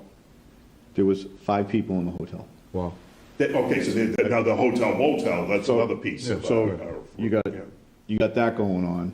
The restaurants are coming back, our occupancy is dropping, Yeah. Yeah. okay? And until we get this thing and we find out where it's going, I think we have to be real conservative here. And then, if things come back the way they're supposed to come back and everybody thinks they're gonna come back, there's no reason why you can't at a fall meeting, Right. once we have. I would feel more comfortable taking that position Yeah. personally, because I would rather be in a position where we knew, after the free cash is certified, knowing what it's going to be in the fall, knowing what that is for this year, as opposed to spending it now without having that in hand. Right, right. And like you say, it doesn't have to be, we went to November last year, maybe we can get the free cash certified a few weeks earlier this year. I would hope that we try and get it certified as early as October, if we could, Something, September. yeah. So that way we can at least know what we can plan for what Right. might be a consideration at the fall town meeting. You can almost start eyeballing it once you close the books and you can see what the closeout, I mean, you gotta wait for them, but you can kind of tell where it's gonna be, at a certain point, but it's, But I'm just being realistic to everybody here, and I think that we want to be maintain our conservatism, but by the same token, address the critical needs that we have. So, And I think, looking at the meals tax for road construction piece, that 131, yeah, looking at part of the West Street Dam project is to do a widening, to add a sidewalk, put curbing in, with a guardrail, build a retaining wall. yeah. I haven't had my turn yet, so I don't want to. I haven't had my turn yet, so I don't want to Yeah, start giving things away. No, but it's okay, yeah. if we're looking at options of taking 131 towards that 240 for that dam, that helps the cause a little bit as well. Right. So I know it, and I have going through my list. I know I've got 1.3 on the list. Significant, but I've gone through it with my supervisors and. We ranked them internally and said, look, this is what we can push off this year. So these are the things we know we need to do. So when I get up, when we get to that point, I'll walk through those things. But, there's potential to take that, like I said, that 131 of the meals tax money and direct it towards that 240 for the West Street Dam Okay. to help pull that number down a little bit. And probably, just something because this is on the TV. Yeah. We don't want people thinking that somehow the town is broke here. We're not. No, We're in no. good shape.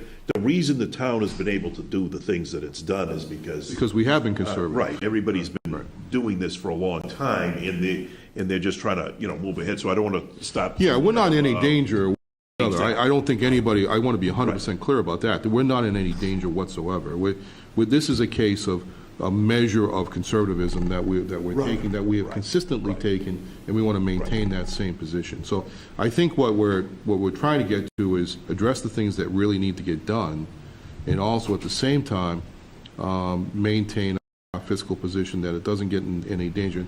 Given the fact that we are in a really an unprecedented period of time right now, we're dealing with a major pandemic that's going on around the country, we should consider that as we look towards our year-end revenues, because if we're going to have any impact on our year-end revenues, it's going to be going on right now. Yeah, we all think that we'll be in better shape in next fiscal year because that situation will forego itself, and we'll be moving on to a next to getting back to where we should be. But I think if we're going to be impacted, it's going to be in this fiscal year's revenues. Right, the revenue coming in collections. the next 3 to 5 months. 3 to 5 months. So, all right, so it's just about 10 o'clock, so let's move on to fire. And we're right on time for you, Mike Kelleher. Chief Michael Kelleher, thank you. Thanks, Mike. Thanks.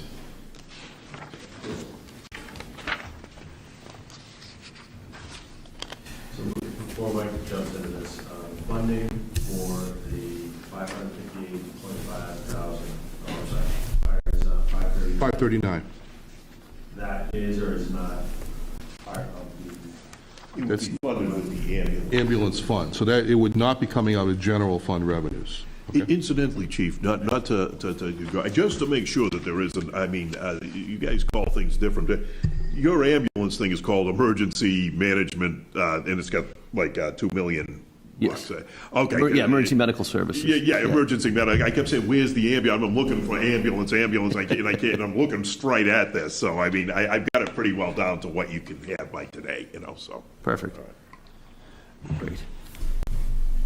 All right, Chief, go ahead. All right, so the first project that we're looking to do is we have two F-550, they're essentially mini pump trucks that we use to fight brush fires in the area, so in the springtime, but then they have a dual use at Gillette Stadium. They're small enough we can get around the parking lots and extinguish all the fires that we need to, the barrel fires and car fires that we have throughout the year. They also respond to medical emergencies on the campus of Gillette Stadium. Again, they're designed to be small enough. One of the issues we get these trucks in about 2008, 2009. That was right around the time that all the emission standards came out. So the challenge we have with these trucks is they don't use diesel exhaust fluid. They have like the regen system, which requires you to run them at high speeds, high temperatures for long periods of time. We do the exact opposite with these vehicles. We run them at low speeds. They don't ever get up to temperature, and as a result of that, it's very difficult to maintain them because we're not burning off the exhaust. So we've invested a significant amount of money in repairing these vehicles, and it's never, from our mechanics up at Ford, it's never going to get better because we don't use the vehicles as designed. The new chassis have diesel exhaust fluid. There's a fire rescue component to the vehicles we can add on where we can force the regen and have the exhaust system operating in its normal capacity. So when we really started to look at this project, we wanted to do it the most fiscally responsible way.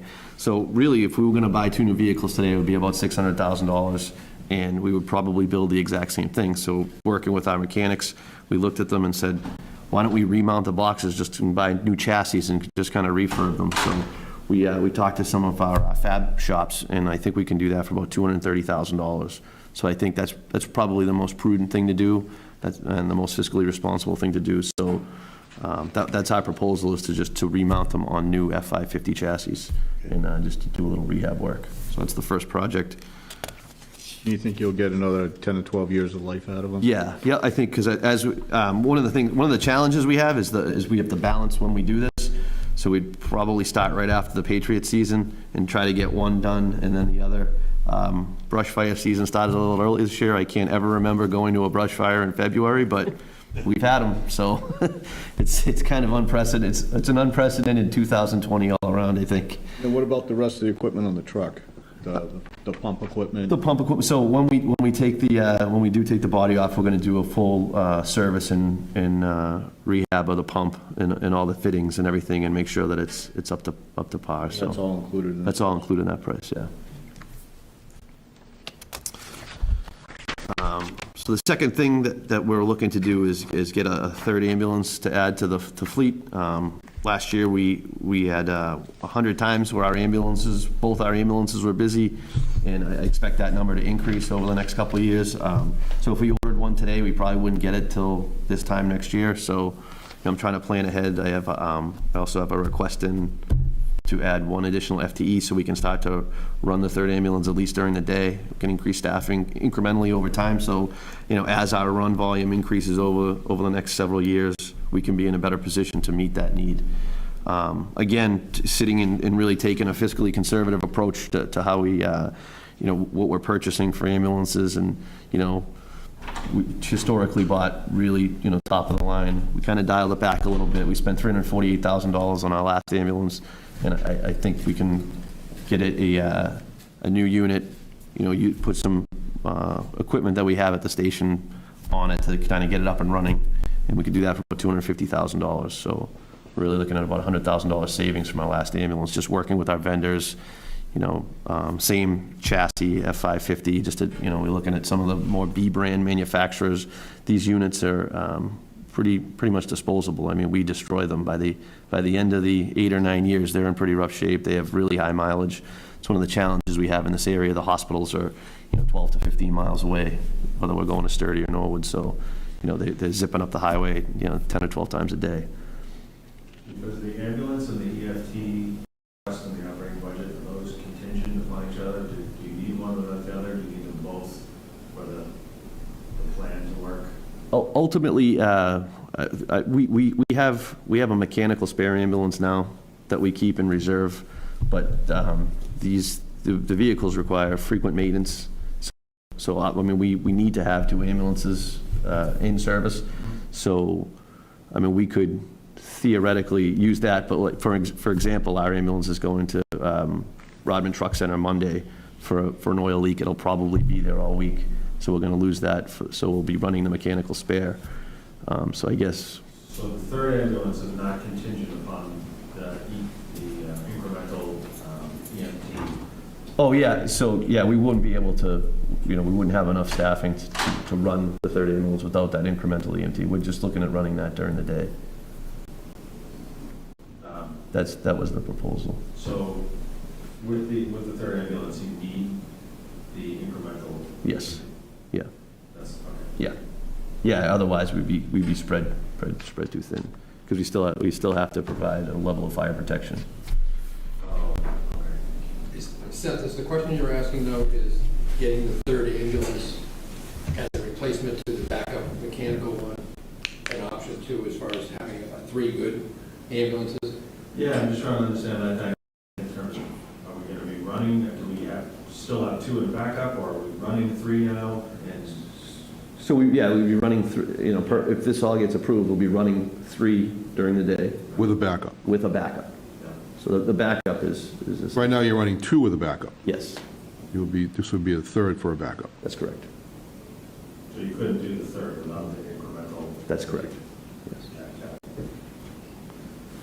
Third with a backup, I should say. Yes.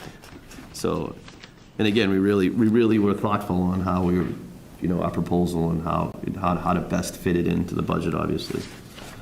The last thing is part of our, just this vehicle, an SUV that's identified on our long-range capital plan as being up. So it's just, we will be replacing a 2014 Chevy Tahoe, and that actually would be coming out of the apparatus revolving account. So we bill for vehicles that go to Gillette Stadium, there's an hourly rate attached to them, that goes into it. We use that to offset some of the maintenance costs and replacement costs of some of these vehicles. So that's where that, we propose that funding would be coming out of.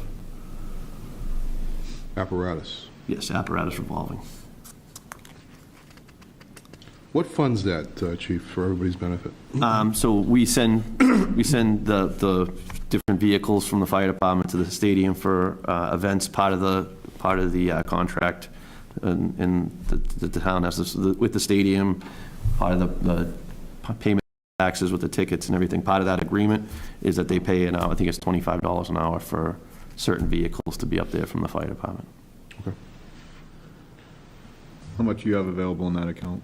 You know? I believe it's 110,000, 104,000. Either around that, I mean, I might be off on the change on that or whatever, but it was about 100 something. Because that was my first ambulance account, so what happened to all the money? So, They have two CapEx accounts, yeah, apparatus and and then the ambulance itself, yeah. Which in and of itself is unique. You know, Yeah, we're very, gives you the ability very to fortunate. replace that equipment, which is great. Yeah. Not impacting the general fund revenues by doing that. So tell us a little bit about so turning to the next one, which is the apparatus floor. Yep. So this is so I still own even though Chief Grace was able to get rid of dispatch and pass that off, I still own the building. Yeah. So as part of the public safety building operation and maintenance, I work with Tony, and we identify different things throughout the year to perform maintenance on, and we work together on, managing the custodian and making sure the building's kept up.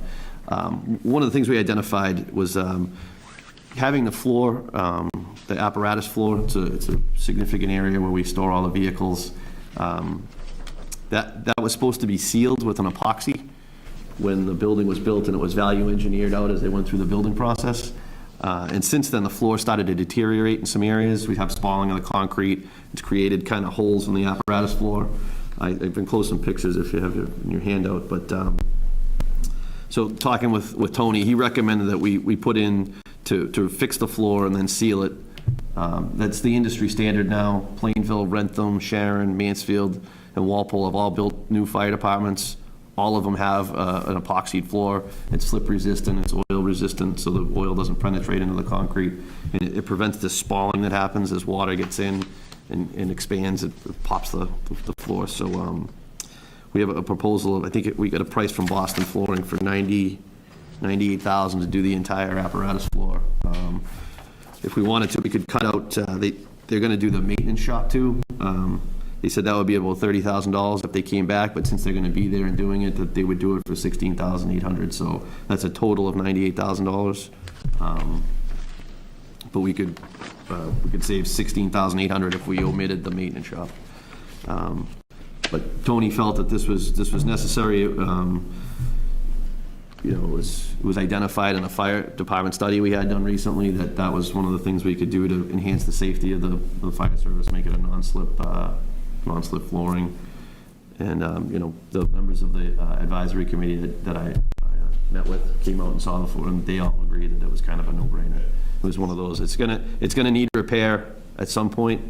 Whether this is the year or not is up to you folks, but it's just one of those, it's just gonna get worse over time. Is that out of ambulance receipts? No. No? No. No, we can't, that has to be general fund revenues, because it's a town building. Yeah, we can't use any of the special funds for that one. No. Unfortunately, so that's a consideration to look at, but something we'll have to think about, obviously, because it's, given this number of high priority items, we have to take a look at those first, but it's certainly something that we have to think about. All right, okay. Thank you, Chief. Any other further questions for the Chief? No? Good. I don't know necessarily questions for Chief Keller, but just some questions for the committee around opportunities for savings, or if we do, say, rehabilitation, do one this year, one next year. So maybe that is a question. What happens if we do the rehabilitation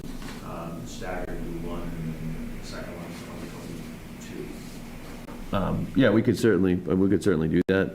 We could stagger that. I don't know that there'll be I don't know what the cost, pushing it out another year would be. I know there'd be additional, we'd probably be spending last year we spent, I think, almost $12,000 keeping those, $12,000 to $15,000 keeping those, because they have to go, all the sensors get gunked up because we're not, and I'm not a mechanic, so I'm trying to say it. Technical term. Yeah, so if we're gonna spend another 8,000 to 10,000 keeping it maintenance plus the, escalation of what it would cost to do, I don't know if that's something. So that 8 to 10,000 comes out of your operating budget Yeah, versus my maintenance, yep. the ambulance receipts for the apparatus? Yeah. So would it be a hit to the operating budget versus? Yeah. 8,000 versus, or 8 to 12, plus the risk on price increase of the Right. reefer, but savings on 100,000 change for the reefer into putting that into the Right. There's no quantity discount by doing two at once, they give it cheaper. Well, yeah, because I think we'll be able to, we're gonna buy 3 chassis, so we're gonna buy 3 F-550 chassis, 1 for the ambulance, 2 for these, so I'm working with the Ford dealership now to see what we can, it's all up to state bid list, but if we buy 3 chassis at once, whatever, They may it'd give be, you yeah, it'd be a little bit of room to work with it. Yeah, it'd be a small savings, but I think we'd get some savings by buying 3 chassis at once. So that's one thing, and then the second thought was around the ambulance, it's $250,000. I'm not 100% clear on the funding pools versus, so we know that we needed to, you mentioned cuts earlier, Bill. The ambulance is $250,000. The ask is, or the proposal is to start running 3 ambulances instead of 2. I know Right. there's the funding is the ambulance receipts. So what is the risk of having 2 ambulances for another year? Is the question. Well, I think what the chief has laid out, and I'll certainly let him speak to this, but what he's described in his overall budget approach this year was to increase his staffing complement by 1, which would then provide the ability for him to run a 3rd ambulance during the day. By doing that, he can actually increase the amount of revenue that's been lost to other communities because they've had to pick up those service requirements. That's correct. So we're looking at probably about $120,000 a year, roughly, in revenue that we could be looking at to implement by having the 3rd ambulance in place.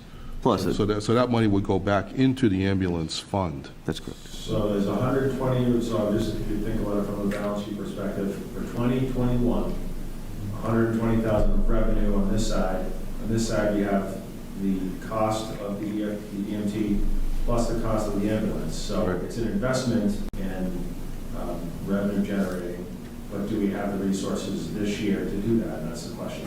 One of my things that when you talk about the resource to do it, we have already put in from the ambulance account. We've already estimated that. We already Yes. estimated it, and we put in an additional $60,000, so we would let, this year, to offset the town's budget, the fire budget, we're putting in $1,218,000, I mean, some change, 619, 60,000 more than what we did last year, and the 60,000 to compensate for the extra EMT guy to drive the guy. Yeah, so I guess I would definitely need to see the numbers to really understand how all of those moving pieces work, but I'm just saying from a broad town perspective, we have funding pools and we have costs, and so if we just think of it from a town, larger budget perspective, this is costing a significant amount that we're going to be able to Recapture. generate in 2021. So while it feels like it's the right thing to run 3 ambulances, if 2021, if we don't have the resources, broadly speaking, Right. that's just. So the short answer to that, the answer is yes, we do have the resources right now in the fund to pay for both the ambulance as well as the individual. What we're looking to do is actually to increase our capability of growing that fund even more into fiscal '21 as well. So there'll be offsets as well, but even if we were to not generate any revenue, we still have the capability of paying for that this year. In fund, let's say in this For one, next fiscal. but in this fund, like in the ambulance receipts fund, we're talking about a different funding pool here. Yes. CIP, but it's still, right? No, because well, I understand your confusion. The funding for the ambulance, the two ambulances, actually, the two ambulances, The two squads in the ambulance. squads ambulance, are all coming out of the ambulance fund. Right. All right? So the third is the staff command vehicle, which would come out of the Apparatus revolving fund. So this is not going to affect the general fund revenues at all. And those accounts, those have a balance in them now that can support these capital So the point requests. is, even if we're looking for savings, or we need to make cuts here, but we don't need to make cuts over here, I'm just saying it's all in the Right. budget. But Yeah, this one has very specific limitations what we can spend it on. You can only use it for ambulance-related services. So it probably would be better if we didn't list it in the middle of this. We'd probably put it almost like a revolving account. And put it as opposed to affecting the, Right, because if general I'm fund looking, if we're revenues, saying we need yeah. to find X $230,000. Yeah, exactly, We right. can't find it in here. see, I already took that out though, and when I looked at my spending Yeah. ability, I already You have the considered math, that. and I'm trying to. Yeah, I already considered that, yeah. Because at the same time, we're losing revenue by having other towns have to pick up Yes. these calls, correct? Yeah, and the rate goes up every year, the run rate goes up, so last year it was like 100 runs, this year we're trending up, especially with things like 22 Patriot Place opening. Right. Those are all drivers of what, Exactly. of what drives our business. We haven't even looked at what that run rate will be, because it just barely opened. So Right. once we have an understanding of that run rate, we're gonna figure out, it's conceivable we could have at least one run a day. Oh, yeah, that wouldn't be No out of question. yeah, Yeah. that would not be out of the realm of possibility, Right. especially lately. Right, exactly. So what would happen, I don't want to get off on a thing, what would happen to ambulance receipts if we didn't spend it all on trucks and? You keep it. It would continue to grow. The fund would continue to grow. You had something to use it on. Really? Yeah. That's actually a statutory law, it's not a town. Yeah, that's not unique to Foxboro. Yeah, it's everywhere. The ambulance can only be used, they allow us to offset the fire budget because I think, 75% of your business is ambulance runs. Yep. So that's why we're able to take the $1,218,000 and put it towards the budget, okay? But just for your own thing, there was, as of the 12th, there was $2,130,000. We're taking $1,218,000 to put towards the budget. We're gonna take, I assumed if we did all 539. And what really put us in a position to be able to do this was getting the federal government to pay for that ladder truck. We were being very conservative in spending that money because we were saving we were gonna spend over $1 million for a ladder truck, and the federal government paid for $850,000 of it, so we were pretty fortunate. That was a big offset. So that allowed us to move ahead with some of these other projects, like the third ambulance, which we'd be waiting on, So with town meeting in mind, I guess, I think I'm getting it and understanding, but those are difficult concepts in terms of like this funding pool for these types of expenditures. And so to have that story be like real crisp when it goes to that. No, I think that's a fair point. So I was actually going to ask the chief, because this question comes up a lot. And people say, well, why does it cost us why does it cost me to pay for an ambulance that the town pays for? And the answer is, it's actually a little bit more complicated than that. Yeah, it's a little. And I think it would be helpful, because we're live on TV right now, could you just explain that for folks, because that question comes up a lot. Yeah, sure. So the way the ambulance, so the town chose to. Gentlemen, could you just, this is an important thing that we should. Yeah, many years ago, the town chose to serve the public with an ambulance. That was something that was decided back in the 1940s, I think. I think since the 70s, with the onset of insurance and everything else, that they billed some nominal amount for the ambulance over the years. That really became enhanced when the town chose to provide paramedic service back in 2000.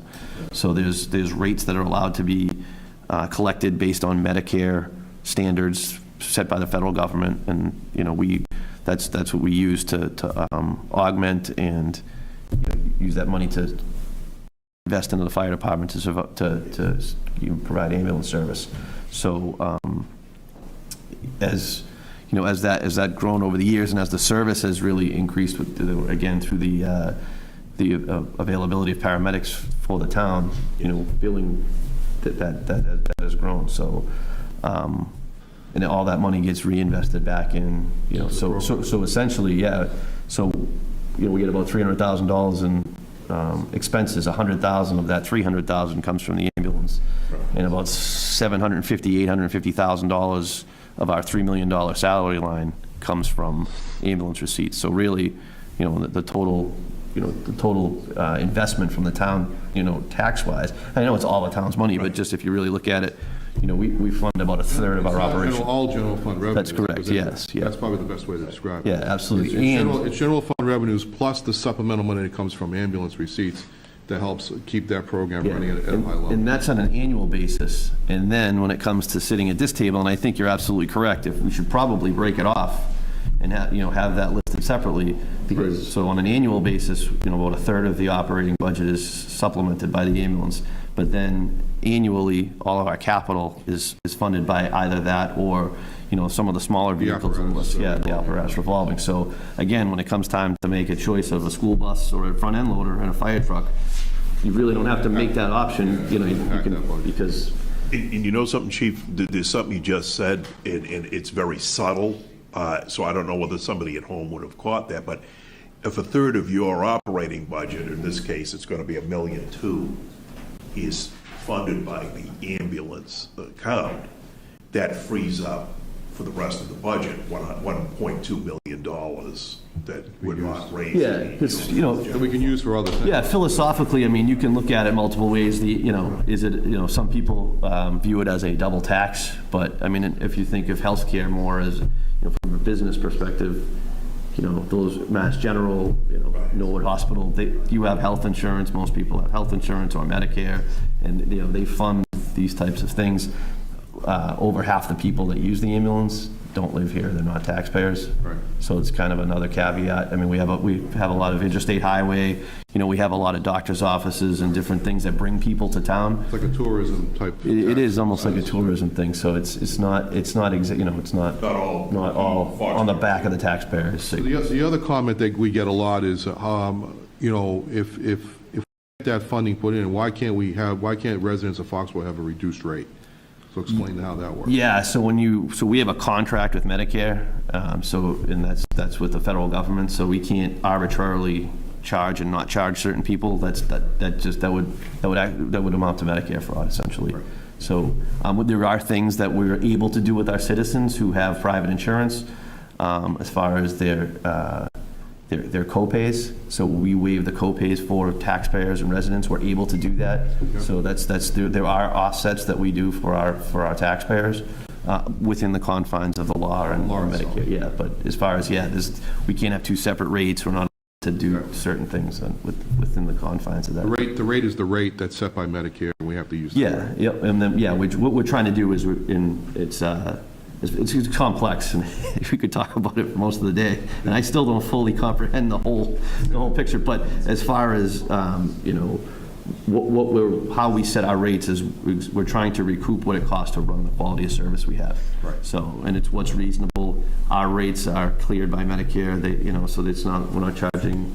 We can't arbitrarily charge whatever we want. They're within the confines of what Medicare allows. There's strict limitations on how we can do that. Yes. Yep. Okay. Other comments, questions? Hey, Chief. All right. Enjoy the rest of the week. Thank you. All right, Chris, you're up. I know you turn the heat up. Just turning it on. Just for everybody's edification, though, we do have a new town engineer coming on board starting next week. Monday. So, and I'll be announcing that with the board of selectmen on Tuesday night. So Chris won't be running around with his head cut off, but what he's been trying to do for the past several months. But we do have a very capable young man that's going to be joining us. joining the staff next week, and we'll get into that next week's announcement. Excited about that. Go ahead. All right. So we'll just run through them as we walk through them. I'll let you know where things that I want to present, because they should be known that these are things that are on our capital plan that need to be replaced. But, you know, working through with my supervisors, you know, what we can put off for another year or two, you know, based on where we stand with the minimal capital budget we have moving forward. First thing up, we have the rebuild West Street Dam and Culvert. This is something we've been working on for a few years now. We've had both Phase 1 and Phase 2 studies done on this. This is something that's set by Office of Dam Safety through the state. It's been identified as a significant hazard dam in poor condition.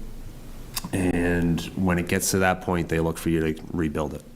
We've been lucky. The engineering cost to get to this point has all been done with grant funding. And now we've received a grant of $708,000 from the state to rebuild the dam. Something that comes along with most of these grants is a 25% match from the town. So we have an estimate of $948,000 for the reconstruction of the dam. Our 25% match is that $240,000. So is it use it or lose it type of thing, presumably? They've already awarded us the money. So we have that grant funding available to us. So we really have to match it. Yeah. Okay, so that's, I mean, it's not a bad, it's 3/4 of the cost of that project, which we need to do, so. And what happens with these dams when they get to the point of a Phase 2 study? You're doing a follow-up every 6 months, and that follow-up study is, you know, significant. We're spending, you know, $40,000 to $50,000 on those studies, you know, and that's every 6 months. So that's the requirement. We're working towards emergency action plans in all the dams in town. That's something that Office of Dam Safety has pushed on us to do. So anything that we own, we're responsible for, making sure is safe. So that includes new vegetation, well, removing all the vegetation, something that people probably don't realize is that most of these dams abut a pond. There's trees that grow along the edge of the pond. Well, that's part of the dam. And that vegetation, that root system actually deteriorates the dam itself. So most of them it's a road, which is the actual dam, and then there's a spillway, a culvert that actually gets the water from the pond downstream. So with this money, we will be rebuilding the culvert itself on West Street, bringing that up to current DEP standards for culvert crossings. What that does is it changes so that fish and other wildlife can actually get through the stream and up into the pond area, which is something that we work towards with our stormwater management program as well, upgrading those to meet those. And I think this was identified as critical about 5 years ago. Yes, probably beyond that. Yeah. When I got I here, know- we were getting letters from 2008 Yeah. saying that this is a significant hazard, poor condition dam. Yeah, I remember I think it was 5 years ago, maybe even 6 years ago. Yeah. All the time I've been on the board. Yeah, it's been identified. This has been an ongoing issue. Right. So it's not something that just popped up in the last year. Usually isn't it the DEP or EAP, one or the other side saying, well, we're gonna charge the dam commission there $5,000 a day if you don't start getting on to. Yeah, that's their step. If you're not doing the studies, Yeah. they understand that, you know, funding is obviously an issue to repair and rebuild all these dams. We did work to try to decommission the dam, so get a culvert that was big enough so that the impoundment was no longer considered a dam. It just wasn't going to work in this case. So, because you had mentioned that this is really part of it, it's a road project, and that potentially we could take, instead of setting aside $240,000 of our available funds for that, we could maybe use 131 of that thousand for the from the meals tax. Yeah, my understanding of the meals tax, and this was set before I got here, is that piece is for road construction. Right. So part of this project, again, the dam is the roadway itself. we're gonna rebuild the culvert, we're gonna remove the culvert, put a new culvert in. We're gonna build a retaining wall on one side, if anybody's been down there. There's an old metal guardrail with cable wires on that edge of the road, the downstream side of the road. We will put a granite curbing in, a sidewalk through that stretch, and then a new guardrail with the retaining wall to widen that road a little bit. It's narrow.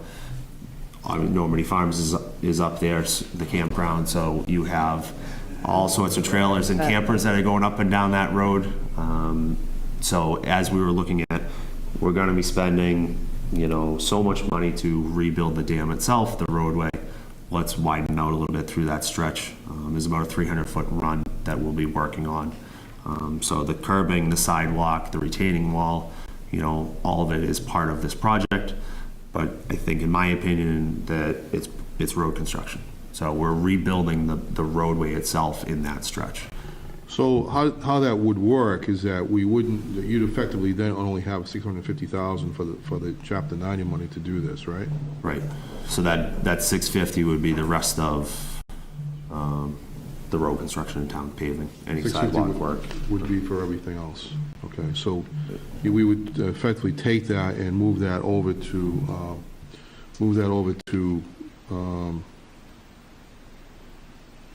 I so think- the 240 would then be reduced to 109? 109, yeah. Is it funding? Well, I think the 240 stays as 240, but you have an alternate funding source of the Right, 130. the 130, Right. 120. So out of this, the 700,000 we have available for this capital, we would be looking for 109 for that dam project. I see. And the other piece that does go into the dam project is the water main on West Street. So we know we have a very old and tired water main on West Street that runs from south all the way up to Connet and Caton, up the hill past Normandy Farms to the town line. We are looking in the water side. One of the warrant articles is a $7 million bond that will incorporate funding to do the water main.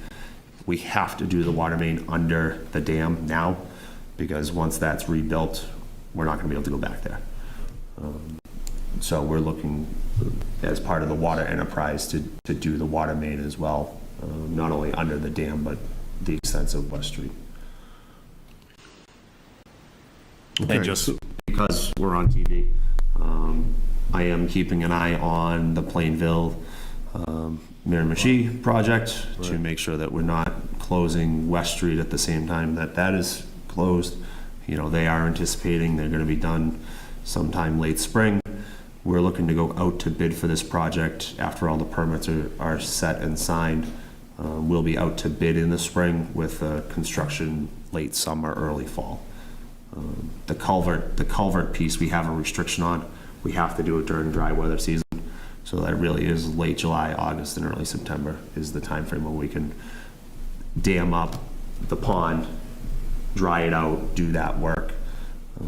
So we are looking at this summer, and we will work with Normandy Farm Campground to make sure that, they have a lot of notification and their temporary residents can come in from the Route 1 side of West Street. Okay, very good. Thank you. Moving on to street sweeper. Street sweeper. So this is something that we started last year. We took, presented it last year. We have a 5-year rent-to-own agreement on this street sweeper. The cost is, I think we're $53,000 and change is what our payment actually is. So we use this for twice a year. We sweep in the spring and we sweep again in the fall. This is a requirement from DEP and EPA for our stormwater management. We have in the past rented street sweepers or paid a company to do this work. And we're significantly more to pay somebody to come in and do that. Again, I've always been, my mindset's always that a town should have a street sweeper. It's something where we had a water main break this past week, and that street sweeper went out after the repair was done, road was patched, and went to the street because there was all sorts of sand and silt, spread out along that roadway that you would spend several hours, if not a full day, cleaning up, by hand or with another machine. So the street sweeper went out, cleaned up that roadway. Something that, around the common and downtown, uptown area, around the common, I'll say that, could stand to, once a month, every other week, get swept. And I think as we build that area, and it gets a little more lively, that's something that we'll definitely do. So those trucks are effective then? Because I see the street sweeper with the thing spinning, you can't really tell what it's doing, like if it's doing a good job. Yep. But you're saying Yeah, I mean, the big thing in the spring is to get we're not using sand anymore when we salt. That was one of the big issues, is that the sand would sit on the roadway, so you'd pick that stuff up. We're picking up any salt residue. You do put a little bit of water down for dust control, but that helps get the salt up off the road in the spring. Leaf collection in the fall is big. We try to wait as long as we can without pushing into freezing temperatures and getting into snow season, just sweep. The catch basins get clogged, and this definitely, picks up most of that leaf litter in the. So you're getting less damming of water areas. The drainage of the system is working actually much better because of that. Yeah, because leaves and pine needles are great at clogging catch basins. Right. And most of the times, if you drive around, you'll notice we have yellow paint marks on the ground where a catch basin is, so you can go, out towards the middle of the road and know exactly where that catch basin is. Because if it's under, 6 inches, a foot of water or snow, you're going to struggle to find it. So this would be year 2 of this 5-year payment. Okay. All right, moving on. So we have a DPW facility study. We have a garage, I think I've got 2 different numbers here, but was built prior to 1950. So that's now 70 plus years old. There are pieces of the blocks in the block structure that are falling apart. The corners of the building are starting literally the blocks are falling in place. The inside of the building has been status quo. We have made some minor improvements in the mechanics bays to make that space more usable. But we know that we don't meet OSHA standards for the majority of the building. There is no shower facility for the staff that works there. So these guys, if they're, dirty and dusty at the end of the day, covered in oil, or, working in a catch basin, the guys that are on the fields weed whacking that are covered in grass and dust at the end of the day, they go home that way. They get in their personal trucks and they drive home that day because there is no shower facility for them on that site. There's a small locker room for them to change and keep work clothes there.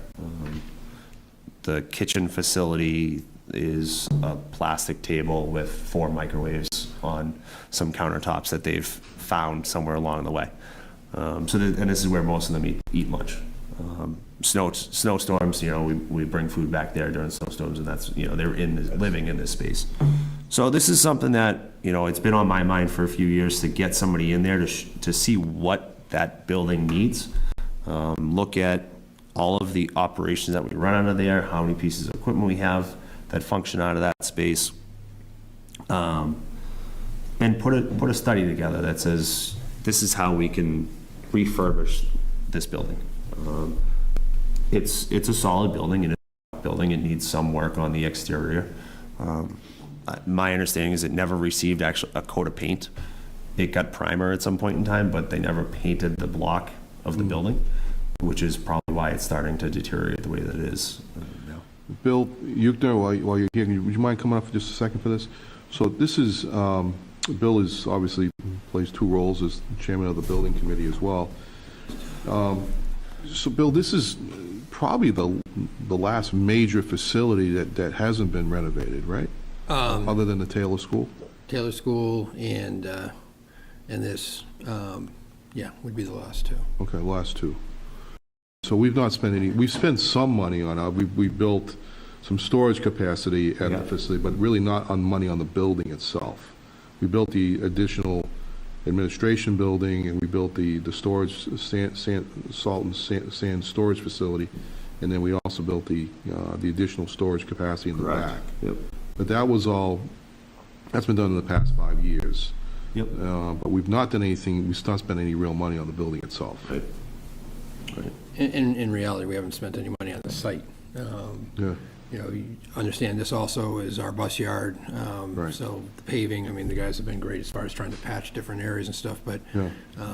I think you're looking at a total project, which would be the maintenance facility and its surrounding Yeah. areas to understand what you really need to do. You may do it in pieces, but if I were, you know, looking at a study like that, I wouldn't be looking at just the building. I'd want to say, what's the total cost it's going to take to resolve renovate this the for the inside, town on a yeah. long-term basis? And again, you know, like we've done in every other project, you can do some things in pieces, but at least know what the plan is. Yeah, we should have a plan. I mean, right now, we don't have a plan. And I think that's a building that has been, you know, left to, in a limited capacity for years, and we're at the point now where we probably should be doing something about it.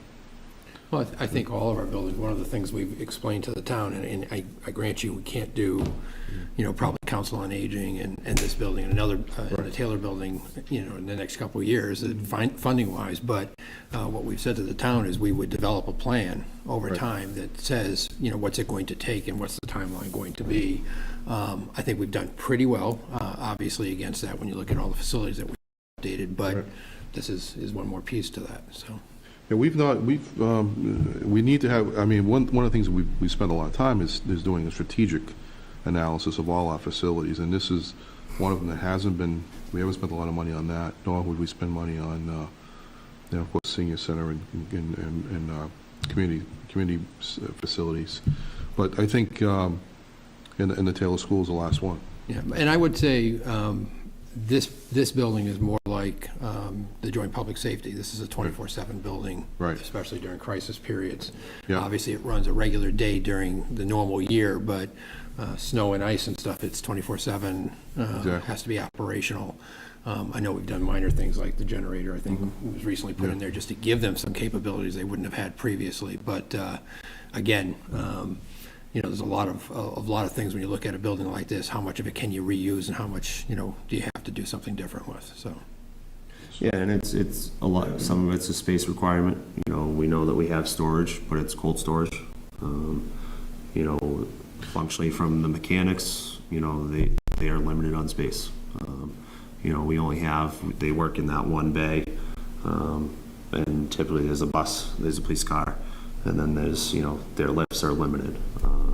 So we're looking at space, at rehabbing the existing structure. Do we need to put an addition on, you know, something with a scissor lift so we can actually get, you know, these buses up in the air a little bit better than we are?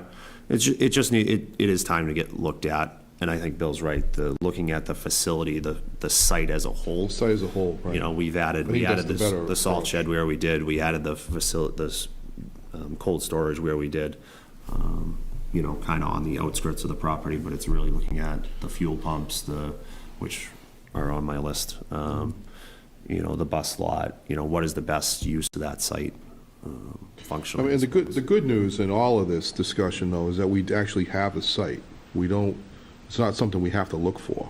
No, and it's a good location. It's a good location, As far as getting to actually. It things, is. it's Yeah, good it is a that good- way. It is a good location, so.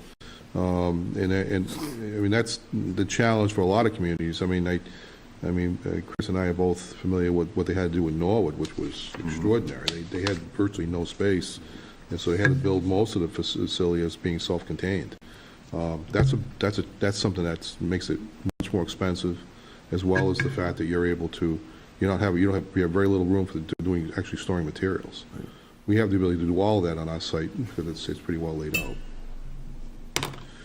All right, well, any further questions from the committee? Okay. Thank you, Bill. All right, moving on. All right. 2 lawnmowers.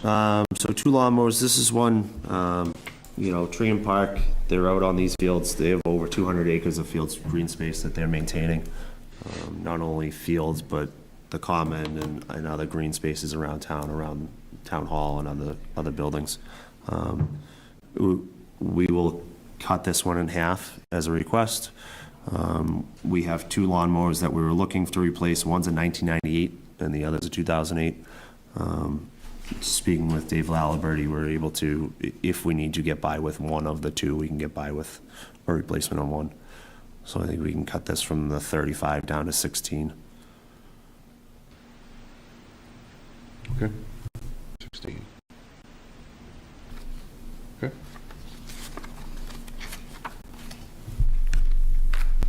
All right, to replace the two trucks, 5 and 9.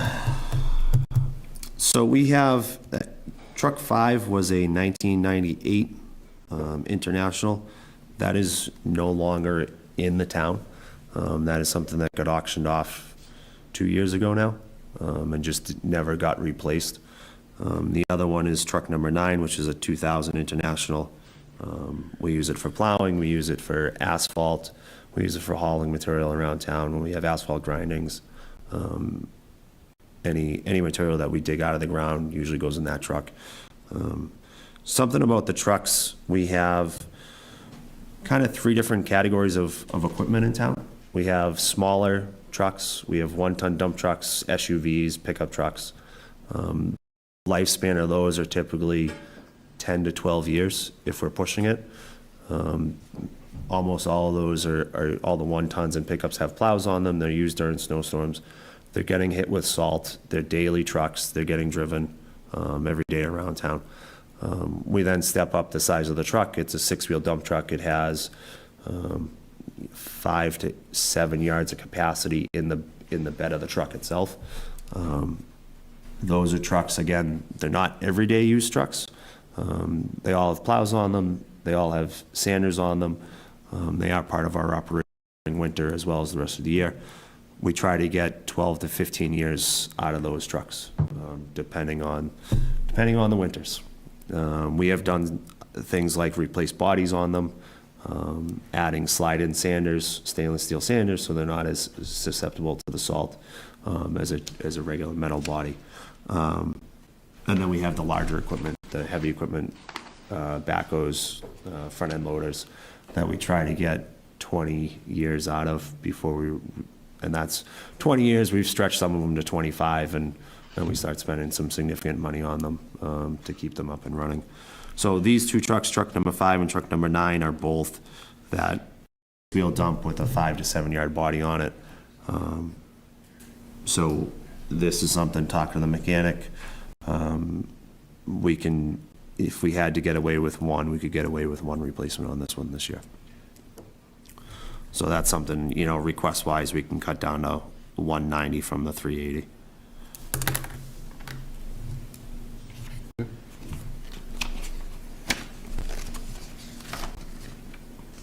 Replace any questions from the committee? No? Replace 1 5-ton body and 2 slide-in sanders. So these two trucks, we are replacing, we have truck number 4, which is a 2006 International. So that puts that at 14 years old. We are looking at just replacing the sander. We have actually, this spring, will replace the body itself. The existing truck is a all-in-one unit on the body, so the sander is embedded in the truck itself. We are replacing the body, and then we're looking for a slide-in sander. The slide-in sander is about $30,000 to add to that. The 5-ton body plus the sander is truck number 11. It's a 2007 International truck. Again, we're looking to just replace the body and the sander on that.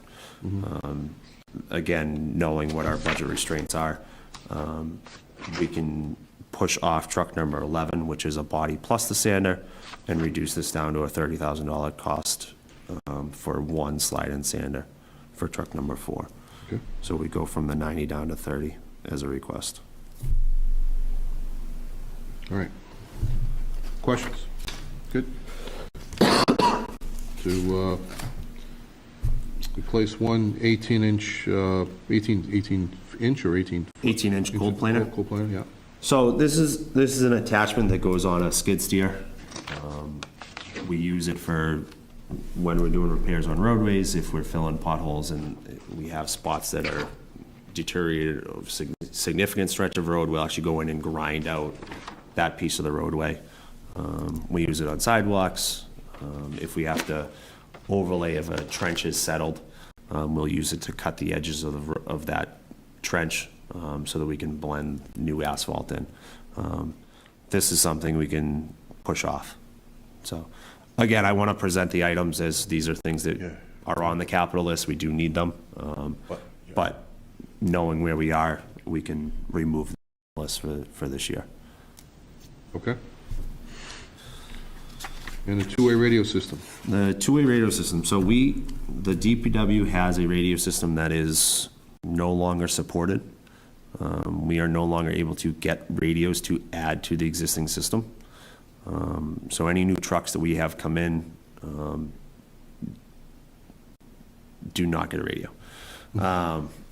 Typically if we're taking a truck out of service, we're able to pull a radio out of it and make do, but as equipment gets added, we would like to add the water department to the radio system as well in the future. With our existing radio system, we're not able to do that. It's no longer serviceable. We can't get parts to replace things as they break. With the hands-free law now in effect, this is something that's going to hinder, our operation as in particular with snowstorms and other, storm-related events as we're moving around town. We have added, phone holders into all the trucks, but most of these trucks aren't Bluetooth compatible. So we're trying to find ways around that hands-free law. The two-way radio is something that's allowed. So along that line, the thought, of course, is it, clearly it would nice to have the radio, but virtually everybody has a cell phone. And I'm wondering if it makes sense for just to be looking at that, and what's the limitations on that? You said a lot of them on hands-free, but you can more or less do hands-free just using the phone itself, and because it's, you can do speaker, or you can just do it, push the button, set it up in the holder, and plug it in and go. Right.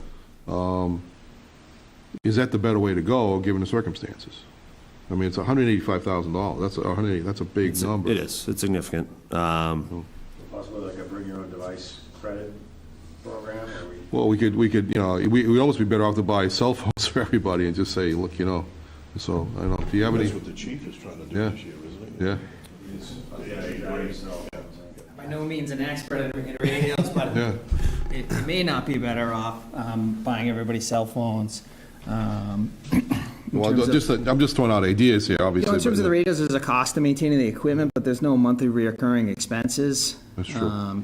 Two, as we see with the cell phones and the push to data and 5G, all of the major carriers have been restructuring their plans. In terms of operational efficiency too, you have drivers operating in a snowstorm, and maybe there's a call for service somewhere. It goes out over the radio, kind of like a party line. Everyone can hear it, and then sometimes Right. people can say, I'm in that area, or I just took care of that. So in terms of operational efficiencies as well, there's. And to that point, we do have instances where dispatch puts out a call to the DPW, and there's 3 or 4 supervisors that are able to respond to that over the radio. Exactly. Then they're not searching for a phone number at dispatch. They're just able to pick up the handheld and make their call. I'm just stating the obvious, that the question would come up, I'll say, well, why don't you just use cell phones? So, well, that's, and that's a good reason. That's a good reason why we don't do that. Chris, they don't offer, sorry. No, I'm just thinking it through. Yeah, that's They don't offer like they do with the sweeper or lease to own for the radios? The problem is that our existing system, we have close to 60 radios on that system. So we're looking to replace all of those. There's no way to convert a couple radios and then be able what to I join was into ours. saying is instead of like the 180 all. Oh, I see, maybe to do over it all. 4 years and then buy it out at the end for $1 or something like that.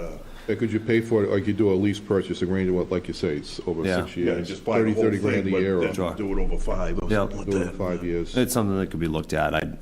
Off the top of my head, I don't know. Yeah. I mean, but they might not do it for that kind of electronics or something. I mean, so this is, you know, as we get into, again, numbers, this is, it is an issue. We have, like I said, we have trucks, and the vehicle I drive is, you know, a case where I don't have that two-way radio in it. Right. And I don't have a radio to buy. There's nothing that I can buy to put in and actually There's nothing connect to the system. compatible that will work. So, you know, that's something that, you know, we are having an issue with moving forward. Hey, Manny. I was gonna have you come on up, Manny. I know, 'cause One of the other issues that we've been looking at for the past several years in the water department, because we don't have the radios, is if the cell tower goes down. We've been looking at an emergency response plan, and if the cell tower goes down, we have no communication throughout the water department at all, any of the personnel. So the radio would do that for the cell It's a phones. backup plan. Yeah, that's, Let me ask you, is there a band issue with your radios? Yes, so the bandwidth that we're on, and I don't know the exact, but it's not supported. Right. So what we would do is we would change to a different band. One of the things I may do to address this issue on a broader perspective is involve Rob Vadone through SEMRIC and see if we can talk about this on a broader level, because I think we have, this is not just going to be an issue unique to you, it's going to be unique to fire and police. He's been talking about how we address that on a 911 basis, because there is some federal legislation that's causing some issues with the banding that we need to really address before we actually spend serious money on radio systems. So I think we're going to have a conversation about looking at this on a broader perspective. Yeah, and I mean, this is something that, like I said, this is affecting, you know, replacements and any new vehicles. You know, so the majority of the equipment is still viable. Yeah, But like I said, we're not able to build on that system anymore. right. Again, this is something that, you know, no money's been spent on the radio system in the highway department and the DPW. Okay. Probably for 15, 20 years. So how many people are on how many radios are functioning, or how many do you use? We probably have 60 radios spread out in the system. You know, like I said, we would look to add, Water has 14, 15 trucks that we would look to add into that system. So make it up as we to go, up to yeah. about 75 radios. I was thinking about the math of, okay, so that's way more people than that. 75 radios, and if people, everyone's got a cell phone now, so they're all having a radio and their cell phone. I mean, they're for different uses, but 75 times, say, a credit of $25, $20 a month for people to use their own cell phones. That's $15,000 a month, 15,000 times 12. I'm just trying to compare that math to 180,000 there. Yeah, so if you're looking at 75 radios, that's $2,400 a radio. And that's a one-time cost, which they've been lasting how long? I mean, like I said, the system we have is 15 to 20 years old. Yeah. So so even if we bought it over a 5-year period, it still has got 10 years of life beyond that. Right. Theoretically, you know. So I think I think to your point, Bill, it's definitely something that needs further discussion. Yeah, we should take a broader look at that to see what's the best way to deal with that. So we have our own band that works for all of us. And I would include probably Aaron in that discussion too. Yeah, police and fire, to make sure Police, everybody's on fire, the same. and have a communications subcommittee that would be looking at this to see what's the best way to address this. So But- does that mean that the 180 is probably not a 2021? I would think it's probably on hold. I mean, we do have a need, there's no question, but I think if we're gonna, it would be, I think it would be unwise for us to proceed with a purchase at this point without having a better understanding of of the capabilities, the long-term capabilities of the radio system. So, all right. Thank you. You can stay here, man, if you want. You don't have to, you know, it's up to you. All right. All right, go ahead. Upgrade the fuel pumps. So, you know, looking at, you know, a study of the facility, just looking at the fuel pumps themselves, we have one dispenser that has two handles on it for diesel fuel, and we have one dispenser that has one handle on it for gas. That handles everything in town. So that's police, fire, DPW, school buses, senior center, inspections. Every vehicle in town fuels up at the DPW on those pumps. The dispensers themselves are, one of them's 12 plus years old. The other one is probably going on 20, the diesel dispenser. The concrete around the dispensers is cracked and broken and not level. So if you go to the gas station, you'll notice there's almost like a five-finger trough around the entire concrete pad. So if there's ever a spill within that concrete pad, it gets trapped in that system so that, a company can come out, clean that up. The concrete that we have will not hold anything.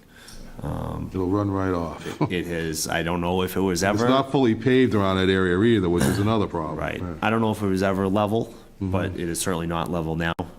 We actually have the drainage, when it rains, there's, a 2-foot wide stream that runs down the parking lot, goes across that concrete pad and goes into the catch basin in the bus lot. So the concrete itself is all cracked. The conduit underneath is based on, what's exposed, all rusted out. So we were looking to remove the dispensers, remove the concrete, replace some of the conduit. Some of this, we'll do demo work on, we can do conduit work on in order to do these repairs. The dispensers themselves, new dispensers, are $14,000 each. So we would upgrade both of those. So we would then have 2 gasoline pumps and 2 diesel pumps moving forward. What condition are the tanks in? The tanks are good, as far as we know. We do our underground studies as required, and they are double-walled tanks. So as far as I know, we are all set on those. We don't have to replace those. So it's really the surface, the concrete itself, and the dispensers. We have several times throughout the year, we have these dispensers in the morning, and on cold days that you stand there for 10, 15 minutes, pushing in your pin and resetting the pumps, and they just don't pump. So we're looking for $40,000 to do some of that work, to do those upgrades. Okay. Replace truck number 10. We'll take this one off. It's a 2012 Chevy Silverado. It's got 120,000 miles on it. We'll push it for another year. Okay. And then replace the 1995 Case Batco. We'll pull this one off too. All right. Again, it's a heavy equipment. We get 20 to 25 years out of them. It does need probably $3,000 worth of work right now to make it workable again, but again, based on where we are budget-wise, we'll sacrifice that one and do the repair work on it. Chris, just a question. We didn't address this earlier, but the 5-year rent-to-own on the sweeper, is it still viable for us to use that from water, that come from water? The funding for that, or is it would your preference? Based on what we'll present on the water side in a minute, I would say no. Okay, all right. All right, that's fine. I just need to know that answer, so before I understand the funding side. So just to look at your, before we get into the water side, what I'd like to look at is you've got 240,000 you need for the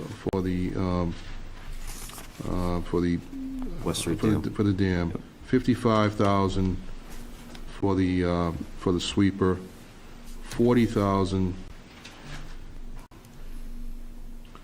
for the DPW facility, 16,000 for the mower, 190,000 For the 2 trucks. for the one truck. Yeah, right? we'll cut that in half. We'll just do the one truck. Yeah, which is 190. So the sander, which is, We'll do 30,000 The for 30,000 one on that. slide-in sander. yeah, and 40,000 for the fuel pumps. Yep. So that gives you a revised request of 611,000 versus 1.338.5, right? And if we were to use 131 from the meals tax to Yeah, offset that 240. to offset the 240. I'll get into the funding piece in a second, but I just wanted to stand those requirements off the, of where we are. So let's just take a second here because, let's understand where we are with the funding requirements. So again, going back to what has been presented so far, we had 35,000 from the elections and registrars. I mean, I'll leave that in for now. I mean, we'll rank these in a minute, but you've got 200,000 from the town, 20 for the assessing rather in information systems. The 29,000 for the inspection vehicle, 150,000 for the town municipal buildings. We have, let me see, here we have the school request has been altered, right? So that's now, It's the one bus, half. yeah, half the- 80,500. Oh, shoot. Should be 402,500. 402,500, thank you, Bill. 500. I'm going to disregard the fire because that's funded separately, so I'll leave that out. And then the public safety building is 98,000, right? Yes. Right? And 611,000 from public works, correct? Yes. So, George, can you just add those up for me, please, if you would? And just, here's my calculator if you need it. If you want to use that. You can do that. And then that'll give me a perspective as to how much, we have out of and how much we're going to have to fund it will be a difference. But I think realistically, we have $971,000 in funding capability at this time, right? Because we 840 we had 840 from free cash and overlay surplus, right? 700. 700,000, but we also had the funding for the common, so that's on there. I took that off. I took that off altogether, so that's really So it's 700. It's really 700,000. You're right. With 700,000 plus 98. yeah, plus the 131. That gives us $831,000, right?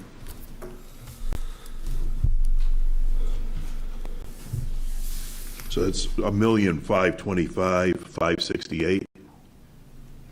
That's, I also took out that 140 for the, Right. So it's a million. How much? 1,525,568. 568. Yeah. And we have funding capability of 831. Yeah. Yeah, I think. So that leaves. So just cut. Just subtract that out. What's the cut we have to make? Okay. 694, 568, 674. 94, 568, 694. 568. 568. Yeah. Okay. We'll come back to that in a few minutes. All right. All right. So the next is something that is self-funded. So we'll have to take a look at that. So, but Manny, why don't you go into take a look at the water? So, first thing on the list is the truck. Yep. So truck number 13, it's a 2012 Freightliner. We're looking to get that replaced. It has numerous mechanical issues and rust issues on that truck there. This is a truck where I believe we're on our 6th radiator with this truck. It is also a truck that somewhere shortly after we got it caught on fire. So it's been repaired to that extent.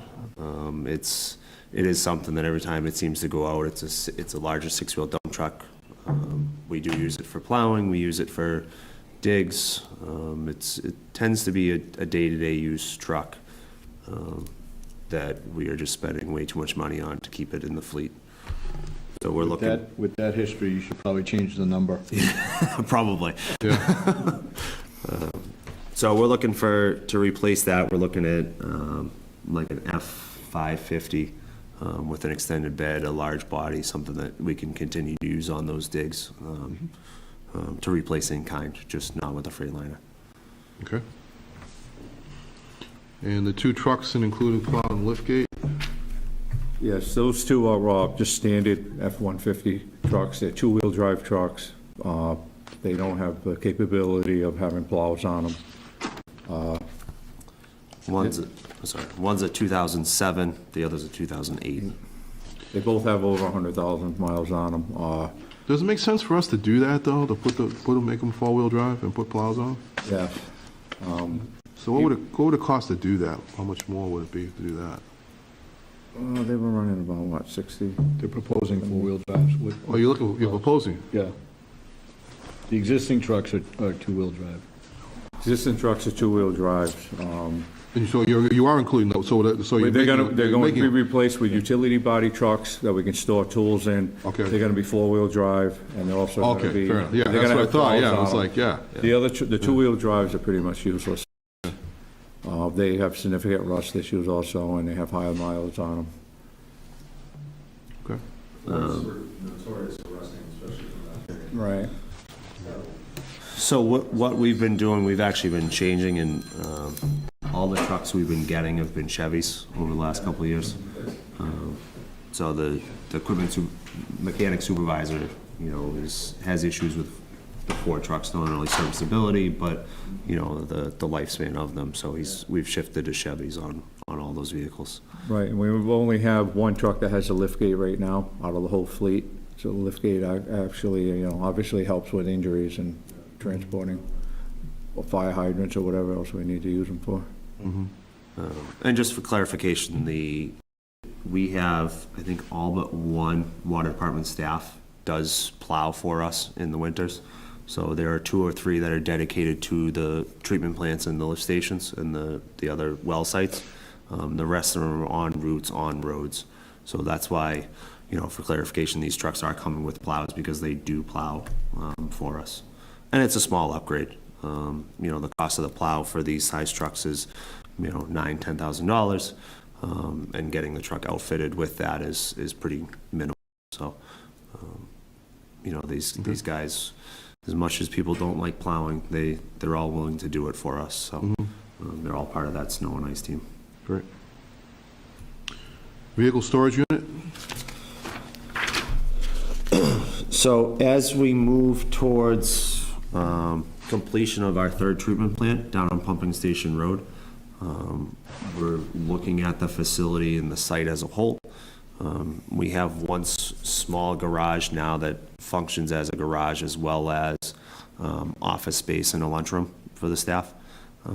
We've done small things. We've added a stove down there with a small kitchen area that they can actually prepare food here when they're overnight and during snowstorms and main breaks. They do have a shower. They did, internally, we actually have a licensed plumber on staff. We've built a shower stall so these guys can come in the morning, go home at the end of the day and shower and get cleaned up. But the garage space is limited. I think we're able to squeeze, and I say squeeze, 4, maybe 5 pieces of equipment in there. So we are looking at a storage facility. I'll let Manny talk on our restrictions on parking vehicles uncovered near our well sites. Right, so zone 1, it's, we can't have the trucks outside by our well site, especially all the new wells we're putting in. So right now, we have all our trucks parked down at the DPW office. Inside the building, we're able to put the backhoe and a few of the excavators and stuff inside. Otherwise, everything else is outside. The plows are outside. We had to rent some connexes, metal containment storage areas just to put all our hydrant pots in and everything. There's no storage anywhere, so we're looking to have a storage facility similar to on a smaller scale to what they have at the DPW office right now for the highway and parks. Right now, we've never had anything. Everything's left outside in the snow, rain, whatever. Okay. When we come to the 4,000, is it Yeah, what's included in that number? So that would be, likely be a fabric top building, similar to the two that we've put up behind 70 Elm Street, behind the highway garage. Lighting, electrical. It would need oil water separator that would then go into the sewer system that's on site down there. Any vehicles that are parked inside need a trap that end up in the sewer system. So that's a build out of that fabric top building. we have it priced out? Has that been priced out already, or how do we know? We have not priced that out yet. You know, the two that we spent behind the highway garage, with a lot of internal labor, the larger of the two was $330,000.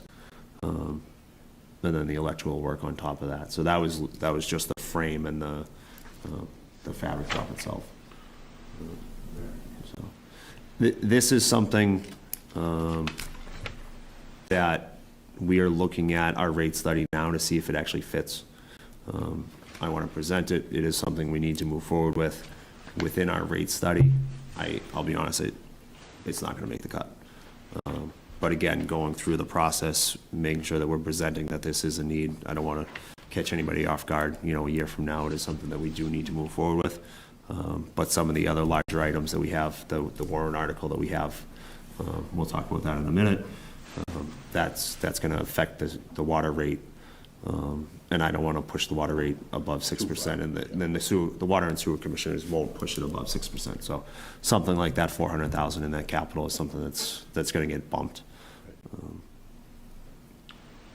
All right, so that reduces your overall request to 240, is that correct? Yeah. All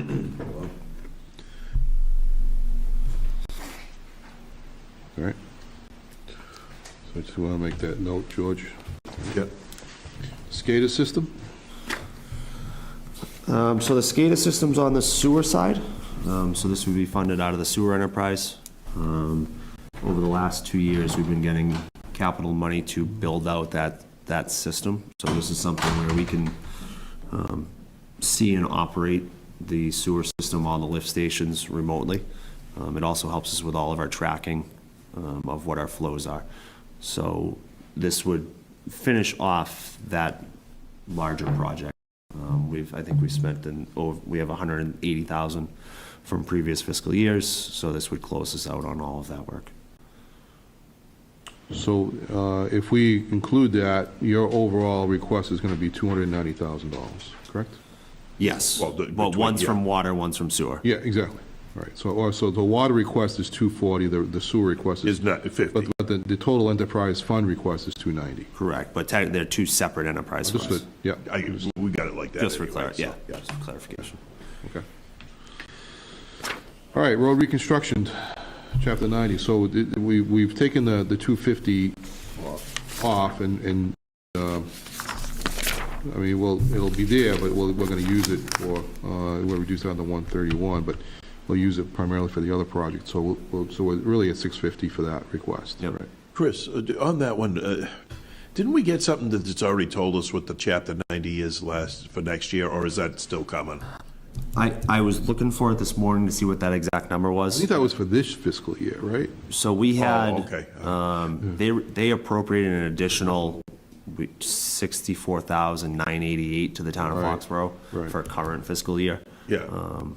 The So maybe governor- push the number to what, 710, something like that? Yeah, just over 700. Usually doesn't go backwards. It's pretty much going to be the same Pretty again steady, next yeah. year. So, all right, so we'll just, so that should be enough Yeah. to cover it, Yeah. okay.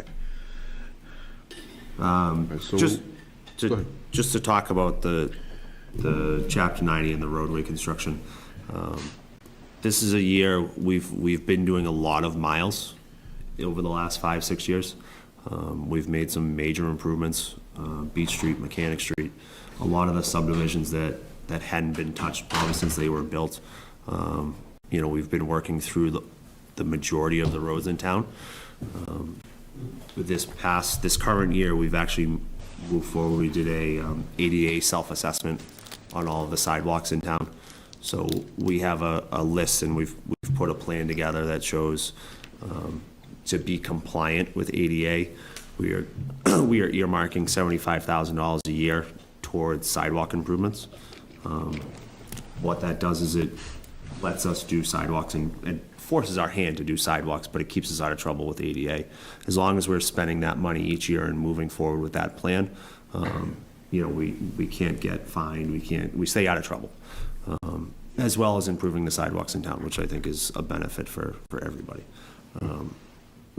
We are looking at closing some network gaps with that funding. There are pieces on Cocasset Street where the sidewalk just ends and there's, 1,500 feet later, it picks back up. So we're looking at closing some of those network gaps, as well as getting rid of, vertical curb at intersections. So anytime there's a street intersection, the sidewalk ends, it's supposed to end with our handicap ramp with a detection panel. We have a lot of places where it's just a straight vertical granite curbing. So whether you're in a wheelchair, whether you're on a bike, whether you're pushing a carriage, that's a hazard. So we're working, and we will be working towards replacing those and improving the system that way. Some of the other things we're looking to do this upcoming year, East Belcher Road, as you get down past the S-curve of where the Comcast building is, you come back up towards Spring Street. It's very narrow there. The road is I would say currently the worst road in town. There is a new subdivision going in there. They're planning on construction this summer. I am looking at the piece of the roadway where it's narrow, getting rid of some of the ledge, getting rid of some of the trees, finding out what our true layout is of that roadway, and trying to widen that road out and improve what is a safety issue, in my opinion. The other piece that we'll look at along with some paving is the Cocasset Street, East Street Island. So as you go down under the railroad bridge, that island on the left where you have really two ways on and off of that piece of East Street. We had Norfolk County engineers come out and do a survey probably 2 years ago. Yeah. To show us what's actually on the ground. We will work on a design of that intersection to make it a true T intersection. Okay. That's something that there's been a safety issue. People blow that stop sign. Yeah, that's right. To be honest, since we put the flashing LED stop sign up, I haven't heard of any incidents in the last 2 years. But it is definitely something that needs to be improved. So we're going to work on that design as well.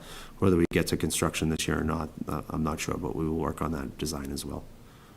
That's been talked about for a while. Around the common. Yep, so that's something we're working on, this spring, get permanent curbing in there.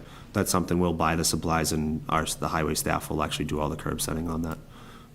So we'll come back sometime soon to the selectmen with a permanent final plan from Par Corp and get the approval on setting granite curbing. If we're going to do concrete islands, that's a landscape preference. We can do a couple of barrels up there similar to the rest of the common and make it fit. All right, let's moving on to the $7 million water system improvement bond. Yep. Danny, what's that? So that's the $7 million, the tank and the. Oh, okay, so we're looking at getting a parallel tank up at the Hill Street, where our existing 3 million gallon reservoir is. That's looking at 4.5 million. 4.5 for that. For that one, and then another 2.5 for the piping on West Street. The water main piping to go the length of West Street.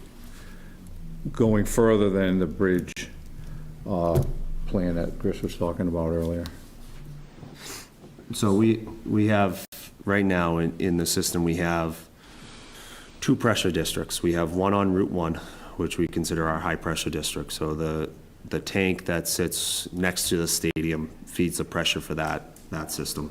We then have a 3 million gallon reservoir that sits on the top of Hill Street behind Dudley Estates. that feeds pressure to the rest of the system, the normal pressure zone. A couple of years ago, we did a pipeline project on Main Street on 140, increased the size of the water main over there, put a PRV in, a pressure reducing valve, which takes water from the Route 1 side and reduces the pressure down so that we're not destroying pipes and faucets and everything else on people's homes on the rest of the side. There is an abandoned tank on Main Street. One of the unintended consequences of taking that tank offline and abandoning that is that we don't have redundancy in the system. So the Hill Street Reservoir is under asset management. We have a company that is now in their 6th year of maintenance of that Hill Street tank. They're looking to drain it. They're looking to clean the inside of it, do any chemical treatment that they need to on the inside of the tank. We don't have a way to feed pressure into the system without an additional tank in the system. So this current fiscal year, we had $80,000 to do a site study, figure out where the tank should go. We have done that. We've worked with an engineering firm to pick that location. We actually met with them earlier this week. And we decided that up on Hill Street next to the existing tank is the right place for that tank. So that's something we'd like to move forward with and really need to move forward with to have redundancy in the system to go up on that site. So that's the $4.5 million Right. of that. So we did the initial rehab on that Hill Street tank, the reservoir. At that time, we did have the Main Street tank was online, so we were able to do it, but we lost that 1 million gallons, and like Chris said, it's no longer possible to maintain the pressure throughout the whole system without an additional tank. And then the 2.5, as Minnie was saying, we are looking at the pipe on West Street. I've been here 6 years in a couple weeks, and I've seen the pipe break up near Normandy Farms probably 8 times. So we have an issue up there. The pipe is undersized. It's an AC asbestos cement pipe. We know that it's in bad shape. And there's also pressure issues as you go up the hill towards the Connet Caton neighborhood at the town line, where that 6-inch pipe needs to be upgraded. Not just replacing in kind, but we need to replace it. Anytime a hydrant gets open, we flush in that neighborhood. Everybody in that neighborhood loses all their pressure. So it's a 6-inch water main feeding an 8-inch water main up in that neighborhood. And like I said, anytime we do flushing or we have a main break, everybody up in that neighborhood has major issues with air pressure coming through their line. And also, like Chris was saying, we average probably about 2 main breaks a year up there, and of course, one. Engineering-wise, it doesn't work. 6-inch going into an 8-inch, No, it doesn't work that way. It doesn't work well. And of course, at least one main break is in the middle of summer, when Normandy Farms has over 400 people in there. So let's just have a general discussion about where we are with water, because is this the last of the major borrowings that you're looking at for the time being? This should be the last of the large borrowing items. There will always be maintenance on the system and repair work, replacement that needs to be done. We do have, the majority of the system was built pre-1960, 1970 and earlier. And, the pipe that goes in the ground has a life expectancy of about 50 years. So anything that was built, put in the ground prior to 1970, which I'd say is at least 2/3 of the system, if not more than that, has passed its life expectancy. So we've done water main lining projects where instead of digging up the entire road, putting a brand new pipe in the ground, you dig a hole every 500 to 700 feet, you cut a hole in the pipe, you clean it, you line it, and then you put it back together. And there's a cost savings with doing that versus just putting a new pipe in the ground. We've actually we did Beach Street, which was 2 miles. We did Chestnut Street, was 1 mile. We did an easement from Moore Street to Spring Street, which was, almost 3,000 feet. And then we've done other pipe projects. We did a 12-inch upgrade on Main Street. That was 1 mile of pipe. The AC pipe, and most of it in these neighborhoods, is a 6-inch pipe. Industry standard is anything that has a fire hydrant on it is supposed to be 8 inches. So we're able to, that pipe's grandfathered in, but it does not meet today's industry standard. So like I said, a lot of these neighborhoods that were built in the 50s and 60s have this 6-inch AC pipe in the ground that will need to be replaced at some time. So in the rate study, we factor in, a certain amount of capital item, capital money funding each year. Obviously, with some of these bonds, the last couple of years, that's kind of taken the bulk of that capital cost. But wells, as they're, as they get older, we're going to do the maintenance on them, but they'll need capital work somewhere down the road. The pipe in the ground, like I said, has a life expectancy. So, there's always going to be water main work that needs to be done. I think Yeah, as it's a far as constant- it's a these constant process. large items, we're finishing our 3rd treatment plant now. That'll take care of treatment in town. With that being said, does it make sense to put the $400,000 for the vehicle storage and office building into this bond issuance? It could. Not that I'd like to do that, but Sure George can answer this. And I was going to ask the same question, because right now, with the environment we're in from a bonding perspective, it's unfortunate we couldn't, advance this and take the 7 million into what we just did on a bonding. But we bonded at about 1.9%. S&P, we did tell them that this one was coming. So in part of their thinking on our AAA rating, they know it's there. But I would fully encourage, because a $7 million bond is a very small bond. Yeah.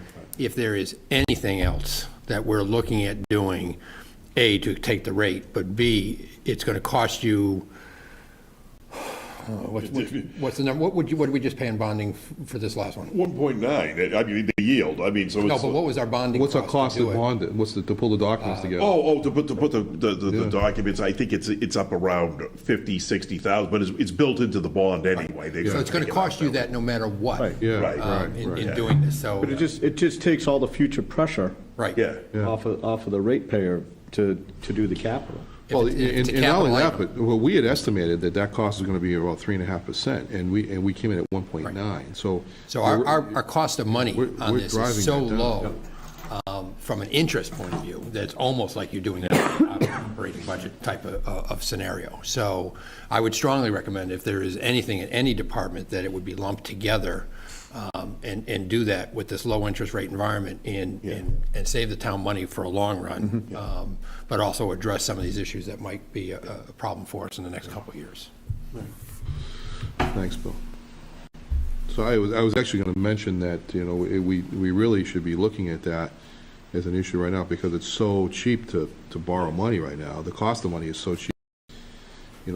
We'd be foolish not to do that. But let's be very specific. When you guys vote this, remember, we want to be very specific on this one, so we don't run into that problem we had the last time about, we want to make sure we move it along to the selectmen. Oh, absolutely. We approve No, it, that's right. the whole 9 yards. There has so to be that we can, have to be very specific in how we do that, Yeah, so we so- don't, because the bonding issues can be Yeah. very, Nitpicky. very nitpicky, needless to say, so. I mean, there is one more thing that, isn't laid out here. It's not in our operating, but if we're looking at adding things in to bulk up that $7 million, we do have the Route 1 tank that does need to go under asset management. How much is that?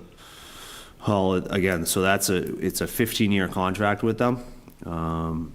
The first 5 years are front-loaded to, close to $400,000 a year, because that needs a full rehab. Yeah. So we're looking at, the price that we've been given is the first 5 years would be $400,000 a year. So, talking about like 2 million or something to that effect. Yeah, I think we're just shy of $2 million for the duration of the contract. So even if we put it in like that, and then, just as long, you can be higher, and then we can come back and cut it down Right. and say it's only this. It's Right. only- So, Yeah, that's a big issue we're having right now. As we take these, we only have 2 water storage tanks. As we take them offline to do the asset management as far as rehab on them. Rehabilitation. Right, we don't have the storage, and the main thing is we have to maintain the pressure, and we also have to maintain the pressure for fire flow. Right, understood. So we don't have the redundancy to have, be able to take them offline whenever we need to have work done on them. It's a real tough. So instead of looking at a $7 million bond issue, would you be looking at 9 or 10? Well, he's saying two more million, right, on top of it, plus 400,000, so call it, yeah, it's a 9.5. And it's something that I then need to factor into the rate study to see what that does for I know, because you that 6% you did say you were rate. trying Yeah, to keep I mean, we're the trying to nut hold down. at that 6. Again, going from 7 to 9 probably doesn't impact that rate. But the other side of that, though, is that, did you factor in the fact, the result that just came in with the cheaper cost of borrowing for the last project? I did send that information to the consultant. I haven't seen that back yet. Because that's almost like a credit towards the next time you borrow. You know? Yeah, he was probably, when he did it in the thing, he was probably using 3 or 4% I think he at was, the yeah. time. Yeah. So that's gonna be, That's going to take that number down, obviously. So that's about, cut it in half. The 9.5 would probably cost you close to what the 7 would cost. Right, Exactly. And it takes Exactly. 2.5 off the table for future Right. issues. For future consideration. So what's the best way to deal with that in terms of this board's action? Well, like I said, if you went, I mean, as long as you're leaving enough in, then you come back and say, oh, Jesus, it's only this. We could always cut it down You because, can always reduce it. right, you can come in with the higher amount. What we want to do is make sure that they know that we took it up and pushed it forward. Then by the time you get to put it on you can get the number by the time it comes to the town meeting and then adjust it to where you want it. Where you want to do it, yeah. So would the request would be that we take that number, instead of being 7 million, we make it 9.5. So basically, if I recall, I'm sorry, you might as well just sit in the front row here, Bill. So basically, if I remember what the issues with the S&P and stuff was, as far as the bonding, you should be taking up potentially that $2 million refurbishing, instead of doing it as a 5-year payout plan, Yeah. do it as in this current CIP cycle, add it in now so that you as a CIP board are voting on the $2 million for the water rehab of that tower. Correct. The 400,000 Yes. for the facility storage side of things, And and the the $7 million original for the water improvements right now. So then the Board of Selectmen would then have to do a similar type of vote, and then town meeting. Those are the 3 different votes that the S&P, Yes. in They the bonding, want, not the right. S&P, but the bonding authorities were looking for, to make sure they were all in place and ready to go. And we essentially did that, but but they just want to remind us that we got to be careful that you do that properly and in that order. And I think to George's point, if you did that now, and then in the process decide you don't want to do the $400,000. Yeah, you can always ask for Now, less. the votes are there, technically done and appropriately Right. handled. Right. And You don't have to You use can it. always back off, but you're not going to be able to as easily add on, You can't increase it, but you can reduce it, yeah. would be my recommendation. And I think once they finish running the numbers, Yeah. and you see that $7 million now at a $9 million, you see what the principal payments are, and you see what the interest payments are, you're going to probably find out you're very, very close, but yet you've done something that takes Yep. those 2 issues off the table for you, Right. which are coming anyways. Right. It's not like they're not happening. Yeah, it's just a matter of pay me now, pay me later. Exactly, Right. exactly. Yeah, that's actually just a good business decision. Yeah, I mean, From our perspective. we're almost borderlining on free money at this point. The kind of Where the rates are coming in, yeah, that's right. Free money in terms of borrowing costs. Yeah, Yeah. So, Sign me up. yeah, that's right, yeah. All right, so that wraps up the presentations. Anything else you want to add at this point? Nope. Any questions from anyone from the committee about that? So this is the deliberation piece of the discussion this morning. So we're going to let's leave that article alone. We'll leave that as the last thing. It's the last thing to discuss. So let's take a look at where we are. Again, we mentioned this earlier this morning that we are at a point where, let me see, I wrote this down and I actually moved it off. So we have total number of requests of somewhere in the order of $1.5 million, correct? Yes, I forgot what the number was, I mean, because the thing is, went dead on me, 1,525, 568, I think. Right, 1.5, 25, 568. right, 1.525. No, but didn't you take off, like, the difference, like, for what we had to work with? No, so the amount that we have to work is 831,000. Yes, yes. Right? Yeah. And the amount of requests that are coming in are, actually, I have to include the 250,000 for the meals tax, correct? I have to include No, that. you took that, No, but it's still a request. Let's look at from the debit and credit side, all right?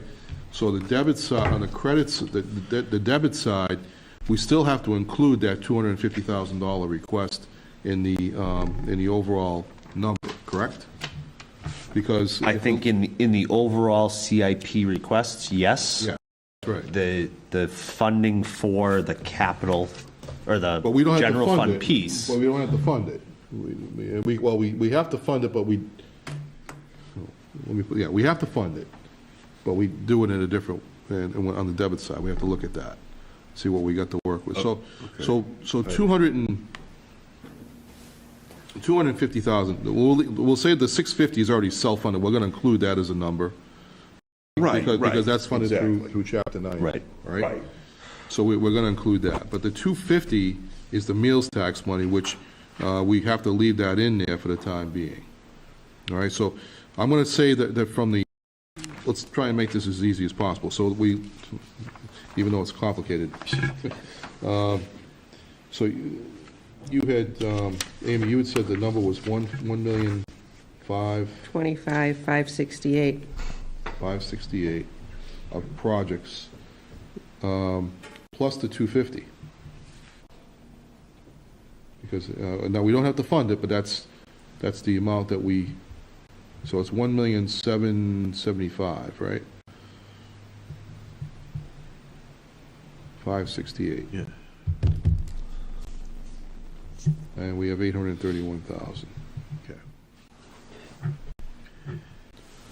So the amount of cuts that we have to make are still, you got my calculator there, George, right? Oh, So, okay, yeah, so sorry, it's, I'm sitting. it's 1,775,568 minus There you 831. Okay. Right, is, we're gonna have to cut 944,000, right? Yeah, give me that number again, so. 1,775,568. What's the 1,775,000? The 1,775,568 are those projects that are ones that are still in for consideration. There was projects that were cut out. But you're adding the 240 for the dam into that number? Well, it's, yes, it has to go in is the overall number because, and the 240 as well as the 250 from meals tax, from the road work. We're not gonna fund it all right? So, and we'll go back to that part of it in a second. This is the overall number that we have to look at, and then we can cut back from that. You look like you're confused. I think there's a $109,000 difference you're making there that doesn't belong in there. $190,000 difference? 109? Because of the 131 from the mills tax. Yeah. That's in the 250. That's in the 250, right. I think So what you you're trying have to to do it reduce all. to 240. You're adding in both areas. Yeah, exactly. Okay, all right. I think your original number of 1,525,568 is what you have to deal with, and you only have 831 to fund it against. Right. Okay. So that is the 694 that you have to cut. 694,000. 568, yeah. All right, so let's go through them and tell me what's the best way to do this? How do you want to proceed from here? I would suggest recommendations of items that people think are not going to make the cut and can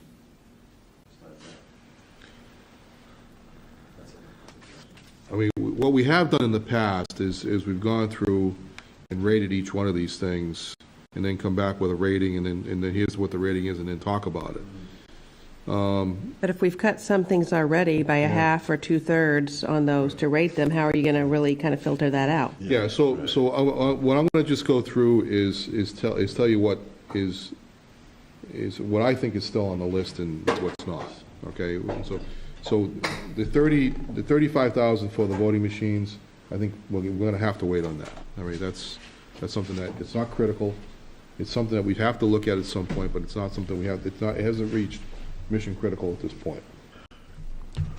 The 200,000 on the vision system critical upgrade and the management information systems improvements, we trimmed that last year, so I'm not inclined to trim it again this year. So there's $200,000 that we really should be looking at, because those are things that we really have to be doing.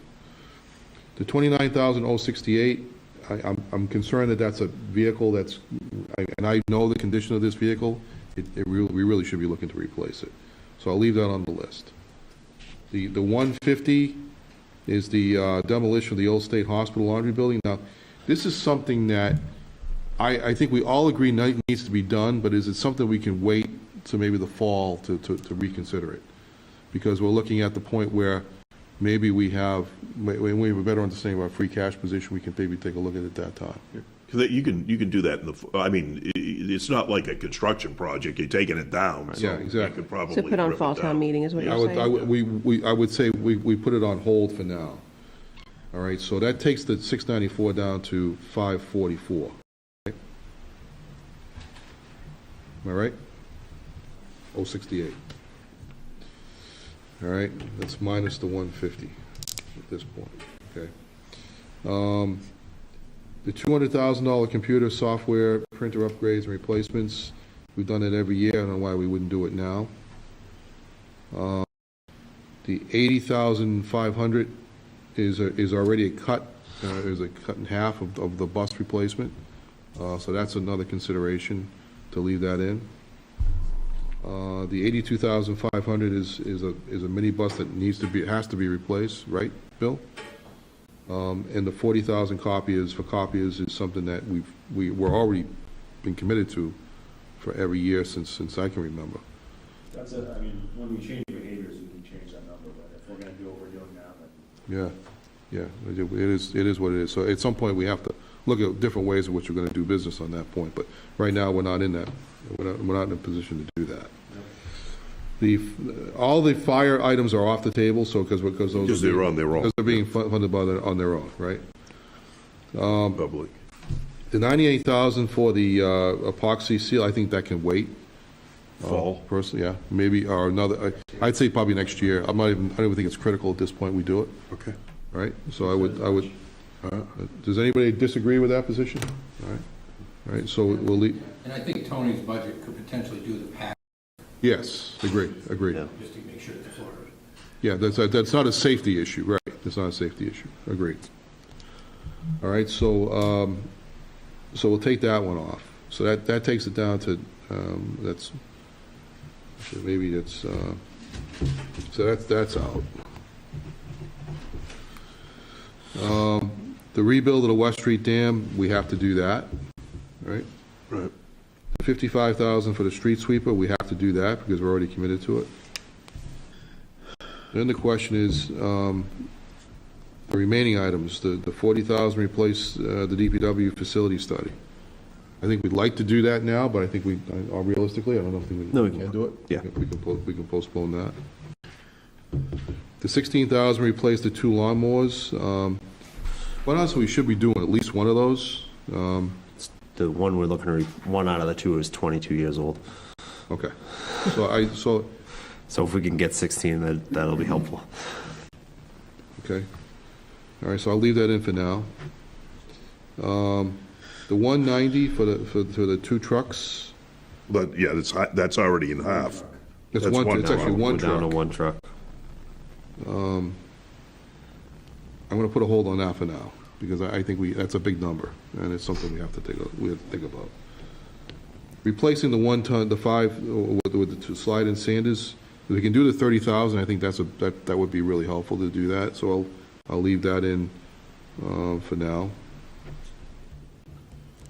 The upgrade of the coal planer, and you already took those off. That's off. The radios are off. And the radios are off. The 40,000 for the fuel pumps, I mean, it's a sort of a critical operational thing. We really should be looking at that. I mean, so I'll leave that in for now and see what we can do with that. And So the other two are off. Those last two are off. last two are off. So if we take a look at that number, George, what is that number really now? So since we took off the 40,000 for the study, Okay, so let's see, so it's really down to 5. what do you mean just the public works or Just the- public works. Just the public works, okay, Strictly so, public. hang on a minute. It's two. So I would just say 40, Should be 381. 381. So it's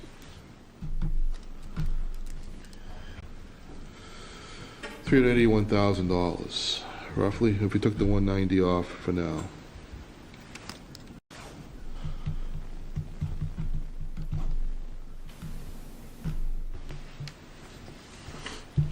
yeah, you killed that and then 30K more. 381, yeah. All right, so 381, we've got, up above, we've got, Oh, another, okay, so you got 200.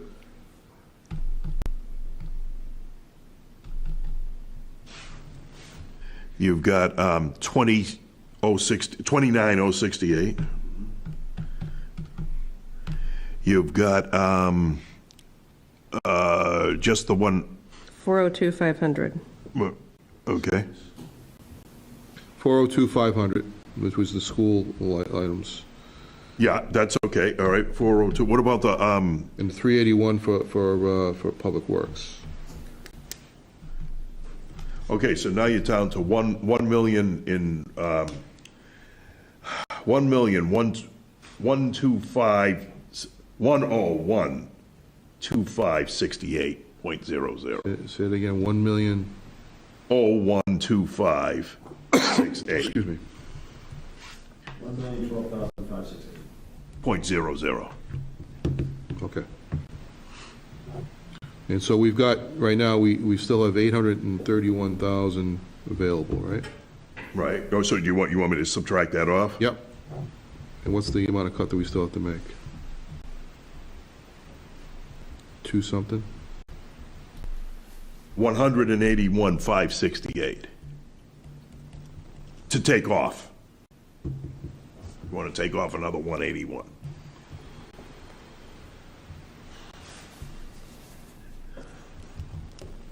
So, the 181,568, so let's take a look at this, what we might be looking at in the fall, which would be 181,568, plus another 150,000 for the building, building. Yeah. And the bus, right?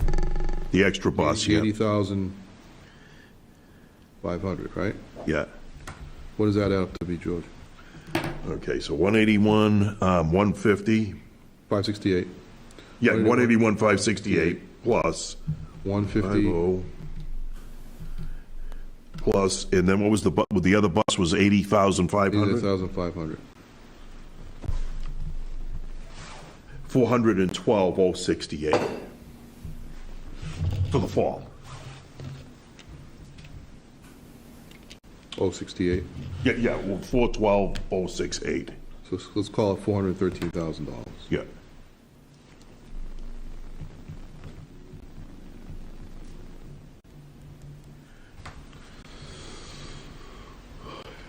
Anybody have any thoughts? So out of the 1,012,568, we still have to cut 181,568. Is there anything else that wouldn't be so critical that another 4 or 5 months would knock it away? Can I just ask a question on the 381, which is under the highway department? That's including the 240 instead of the 109 because of the meals tax. Should we be including 240 or just No, including the 109? We would include the full amount, but it's that, you're talking about a funding issue. So essentially, we're using the funding from the meals tax to pay for that. And we're So just not that- going to fund the 250 on the other page. So does that need to be included, though, in that? Yeah, that's part of the. That's part of the funding piece. 831 that he's talking about. Yeah, It it's is part of- included it's in part of that, the okay, eight, yeah. okay. Yeah, because we only have $700,000. When we started, yeah, yeah. So we still have to cut the 181,568, so anybody have any thoughts about that? The only thing that gets to that is the buses. You gotta do buses, you gotta keep one of them in there, right? At least. How long does it take to get a bus, Bill? We won't get them until early fall. Yeah. But But if you didn't do it until fall, how long would it take then? wouldn't get it until probably. Spring. So, Just saying, that's all that's left. The buses. Just about. well, can you wait on the IT stuff? From a timing standpoint? That's an interesting thought. I mean, what do you think about that? You don't wanna wait? Most of our school stuff is done during the summertime. No, I'm not saying your school stuff. I'm saying on the town side. So on the town side, we really can't wait on like the vision rate, because we need to have that in place for the tax, for tax evaluations for April. Yeah. What about the What, other, 150? the 150 for the improvements? The other problem is the other components have been waiting since last year. So the other upgrades we're already a year behind on. Well, I think we're looking at deferring that, making that final determination until we get a clarity on free cash. The only question, oh, sorry. I mean, so I guess the problem is a lot of the upgrades that we're talking about have very, they're specifically related to things that we use to conduct business, that we rely on, that are mission critical. And in today's environment, right, we're constantly under attack in terms of data security. Yeah. Just recently, I think it was WBZ did a report on cities and towns and schools that had been victim to cyber attacks and had to pay ransomware. These systems, there's a larger amount of risk, related to not upgrading an email system, right? And Yep. then having I potential get it. issues that cost the town and expose the town to additional expenses, whether it's lost business continuity or something worse. Yeah, I'm on board with that perspective, frankly, candidly, I guess. I mean, I'll just throw, and we've already gone over, and it's really for you guys to make up, but I mean, what if we even split the difference and said we take another 100, then put back 3.4 for the free cash? I believe 3.4 in the free cash position. I mean, that's up to you guys. I'm just saying it might get you another 100 grand or something and go from there. Because, I mean, it looks like unless you deferred like a whole bunch of small ones, like Seth just said, the only way you're going to be able to do it, the only thing big enough would be getting rid of the the one school bus there and, yeah, yeah. That's And all that then- really is left here. That's really that you can make any kind of thing to, so I mean, it's like, But guys, Operationally, one, the DOT has already said, that the registry has already said it's not coming on, back on for fall. that's what I mean, yeah. Well, all we're saying is there's nothing left of this technology. Right. School buses, that's all we Right. have here. That can be done, one of the two, unless we go with more money from the free cash. Right. Yeah. Yeah, we can't, I'm looking at these items that are left. I don't think we can really defer on any of them. That's what I'm saying, I mean, you don't have it, what he's saying, there's no other place to go, and if you can't cut those two I'm not big ones. recommending, I'm just. That's what I mean. Yeah, realistically, Right. it's not, I don't even know that's really an option. Right. I don't see how we can trim those. Yeah.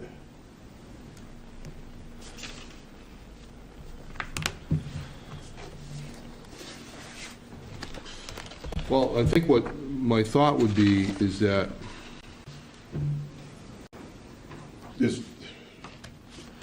There's maybe one other thought, and I mean, the chief ain't here, and I don't, what if we offset the budget with another 100 from the, there's no real basis for that, though. well, I mean, you're putting it into you're putting it up against his budget. Yeah. I mean, it's there, I mean, I kind of don't want to do that without the chief here, but I mean, I'm Yeah. saying if you did that, that would give you another 100, and you're That not. gets to the, Yeah. that gets to, George, what I was saying earlier, that we're talking about an ambulance of 250, like it's a plus to the town. The town is gonna spend 250 on an ambulance, yet we have 181 shortfall here, and we're saying this is over here, this is over here, but it's, and I know there's Yeah. logistics around that, but that's what I was getting at, is what he's suggesting is, it's all one town budget, and if we could do something with, I don't know how you do it. Let me ask you, are we, how firm are we with respect to, I mean, this we require a vote of the assessors. How firm are we with the overlay surplus? Well, they did it the other night, they've made the vote. They took a vote, okay. They took the vote, and that's where this money is coming from. So it's, $1 million. 1 million exactly, Right, yeah. okay. And I mean, that was sort of tight, but they went with it. Okay. Sort of tight, and it's still left them $1 Yeah. million in the. Yeah. Okay. And they're gonna be recharged again next year, Yes. so, all right. So I get, all right, I'm only throwing this out, but all right, so you're talking, what did we say, 180? $182,000. Okay, so call it 90 and, what if we went 90 and 90? 90 from the Free cash. free cash and 90 from the ambulance by putting it more towards the other. I'm not in favor of starting to take money out of ambulance receipts that Yeah, have always I been. don't know if I wanna do that For either. fire apparatus and Yeah. ambulance. Yeah, I think we ought to be, we need to be really diligent, vigilant Yeah. in not doing that, I think, personally, but I'm inclined to think that's not a good option. I mean, we've kind of drained the well dry here. Well, it's interesting because we have, It's there, we're not, yes. yeah, we're not Yeah, in a position where we really need to think that we don't have the money. We do. We're it's meeting, the question is, finding the are we- sweet spot here. Yeah, exactly. Yeah. We're trying to be careful here, and that's the point. What does free cash go if we take the 181 from free cash? What's the implication? It would bring it down to 3.3 instead of That you'd 3.5. be putting back on the table, which Yeah, means So the that, number that people gets in front of people is the 3.3. right, In our town, in our financial policy is 3.5. No, No, no, we really don't have a number on Right, that. okay. But what we maintain, it's our overall, 7.5% of our unassigned and Right, unassigned unreserved fund revenue. balance. right. yeah, which is- we're still fine with, Which- because that which includes also the free includes cash. that plus stabilization, plus all these other accounts. Right. But what's happening we're is fine if you're that way. putting back the 3.5, you're already starting with a base of 3.5 million, which might be this. Now, the other stuff closes out, and hopefully you'll be up over that 7.5%, maybe better. So, to keep this in perspective, the average amount that we've left in that account every year after we've gone through this process is 2.7 million. So we're at 3.5, so we're not, Seems we've got the Yeah. cushion to do that, if yeah, you so we will. have the cushion. I mean, Okay. so the question is, do people feel comfortable with us doing that? Under the circumstance, huh? All the guys, the folks that are Folks going to vote on in the board here. this panel, I mean, Yes. I think that really isn't, we're not really hurting ourselves in that. So there's a perception issue in the optics, right? Yeah. So we've had free cash, build, for an intended purpose. Right. To use it for the borough school, town hall. Right. And now it's coming down, down, down, right? So at what point are we gonna let it settle down and level off before it goes back I up think, again? you know, it might be a good idea to have this committee say that we will not, as a matter of policy, and then recommend this to the Board of Selectmen, that we won't let it drop below, say, 3 million. As a matter of practice, because I think there's no set position to take on that, but if you leave it at that position, and we could always look at it again going forward, that we won't let it go below that certain amount. So that's a second, Policy decision. it is, but we already have the 7.5% Yeah, on operating, so that's a second artificial yeah. level that. Do we need to do that? Yeah,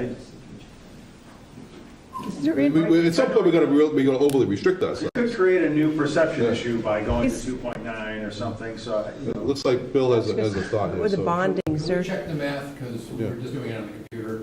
I'm a little nervous Right. it's not working out the way you think it is. Oh, so we might be ahead here, okay. Oh. Oh, really? Okay.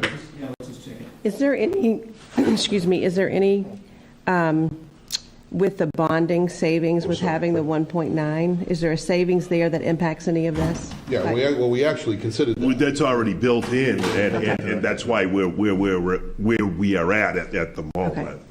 So can you go down your list and just call out what you're, Okay. what you're keeping in the current? All right, so what we're keeping in is $200,000.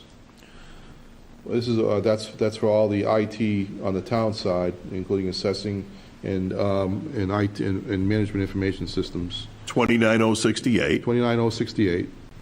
150,000. No, that was for the fall. We postponed that. 402.5. 4025. So that's the, Just can you do the actual item that you keep? Oh, okay, so it was the computer. 200,000 for school computers. 80,500 for The bus. The school bus. 82,500 for the minibus. And 40 for the copier. How come a minibus is more expensive than a small bus? Than a large? It's specially outfitted and it's air Yeah. conditioned. Oh, I see. During the summers. Oh, does it have a lift in it, the type of thing? or- This one doesn't. This Okay. one- Okay. So that comes out to be 402. Okay, I keep going. Okay. Right. Nine, no, you skipped the. Okay, 240,000 for the dam, 55,000 for the sweeper, Yeah, 16,000 for the lawnmowers, yeah, 30,000 for the sander, yeah. 40,000 for the fuel pumps. 60,000, and then what was the next? 40. Was 30,000. 30,000, okay. And then 18.5, No, you talked that? Yep. yeah. And 40,000 for the fuel pumps. All right, so 182,068. Yeah, 68, okay. So we're good. That's what we're chasing then. Okay. So we're still chasing the right number, right? Okay. All right. All right, so, it comes down to, if we're comfortable, we could theoretically fund this, at 182. When the 182 comes out, it would take another $182,000 out of free cash for it. Still maintaining our financial policy level of.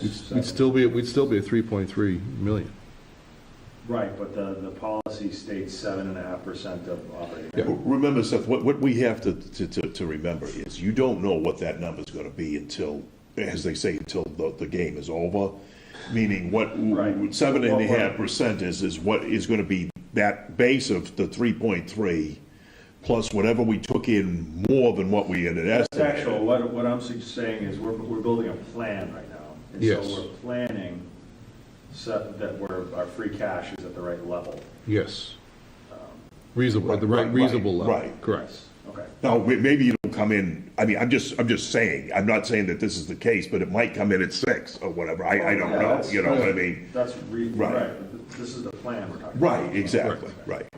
So if we're within our target for free cash, I understand perception-wise, and we'll hear that, oh, the free cash was at this, and now it's at this. But this is a diligent, thoughtful plan, I think. Yeah. I mean, we put a lot of consideration into this, so. Does anybody have any objection to that approach? Dave? You- No, it's just, I'm just concerned that, about the revenues. Yeah. You know, where they're gonna come in. Did we budget conservatively enough? Yeah, we did. That we have enough coverage? Well, Because basically, when we did this, there was no coronavirus. Well, right? And that's true. There was no impact. That's true. And, so we're kind of, But tell him about the things that we didn't include in free cash this year. The big thing is when we came in, okay, last year there was some 300,000 to 400,000 that we usually bill the stadium. That because during that interim period, nobody put out the bill for, okay? So we've already put out the bill and got it back. So you've got about $300,000 or $400,000 more this year, which didn't show last year, okay? Because it came in after the June 30th. So we'll get that, we'll get a double hit on that this year. Right, on there. So that would at least make up for the 168. You know what I mean? The 182 that we're looking for. Right. Now, again, I kept it, when I predicted, I kept it, the 2021 at the exact amount that we took in for last year. Right. So it was like nothing went up at all, okay? So there was probably some growth. There was some stretch there. Now, the corona thing, I mean, I have no idea how that's going to play out. I'll tell you, MLS suspended the first part of their season. The soccer. The soccer. So okay. that's going to impact. That's a few thousand. And you don't know if they're going to make those games up or they're just going to write them off. You don't know. You don't know what's going to come from any concerts, if they're going to say, no, I'm not doing it. The good news is that most of our concerts are not going to happen until later in this year. We're looking at August. No, I understand that, but those decisions are typically made early because they have to reschedule all their tours, and obviously some venues are going to be left out. Yeah, I asked about that. I got a phone call about that this past week, saying that the like, for instance, the Country Fest tours, the Chesney tour will not. It's still planned to be held at the same time it was being held. So, and that's in next fiscal year, anyways. Yeah. So the question is our fiscal 20 revenue is going to be impacted to some degree based on events happening now? And the answer is probably yes.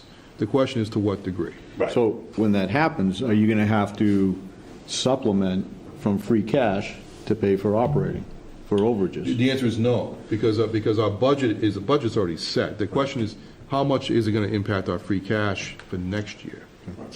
Because our revenues are already planned to come in at a certain level. But let's not forget, though, that we don't budget the full revenue amount that comes from the stadium anyways.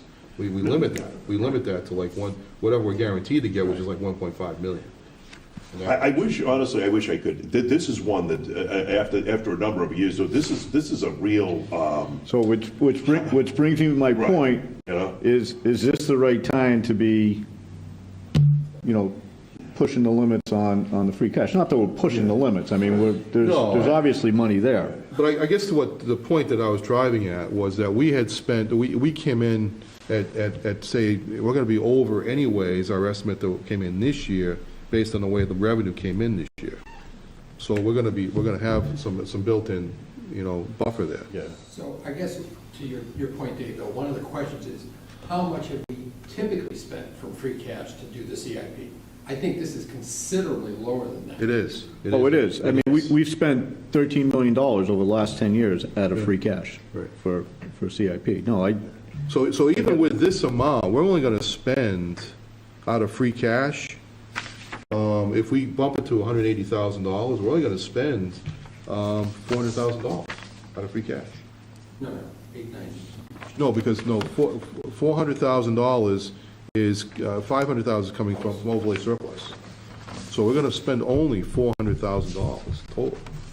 I brought my 10-year analysis, just in case that came up. But take a look at that, and you'll see that what did we spend, what did we spend out of free cash last year? 621.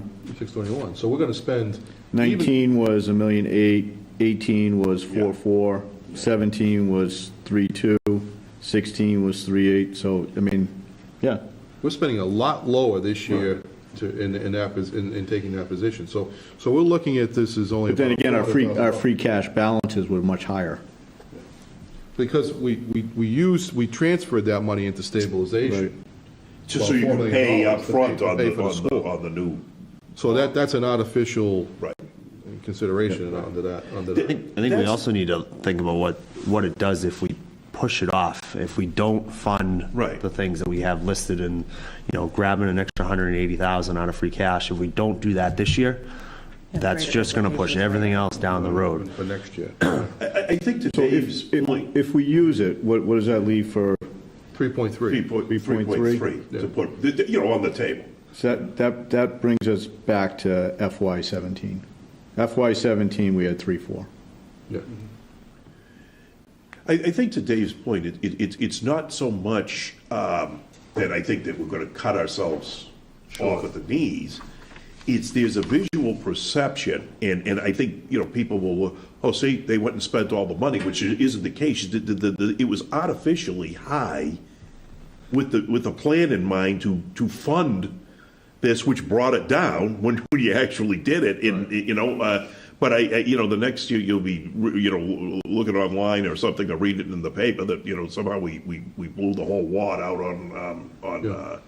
on the thing, and that's not the case, But I think what's probably the key point here is that we've actually considered all these factors. Right. In this whole consideration, but. Right.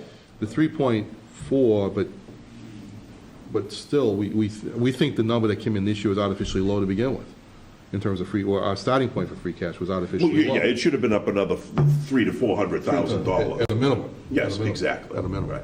I'm being conservative. So, all right, I'm fine with it. you okay with that? All right.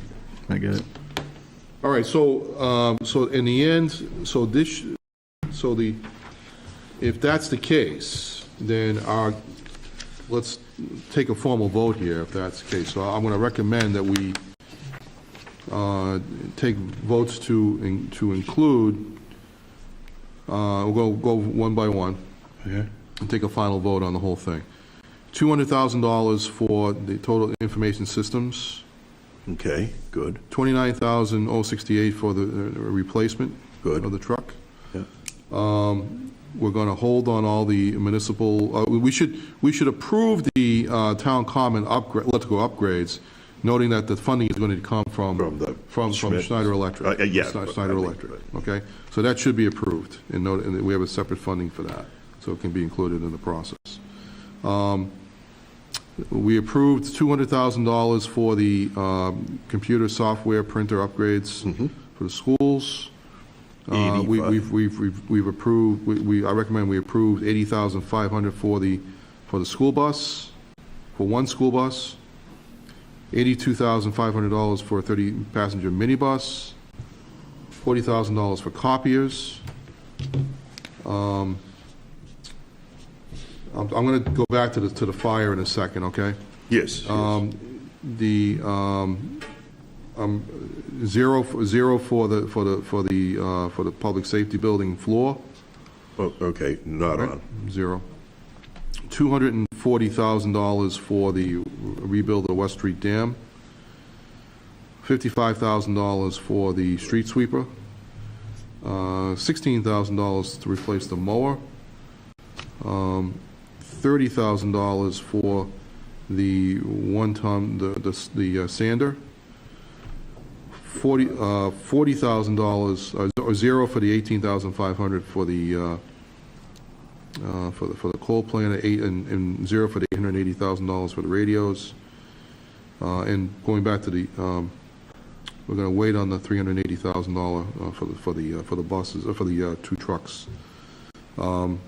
The upgrade of the fuel pumps, $40,000, I recommend for funding. Yeah.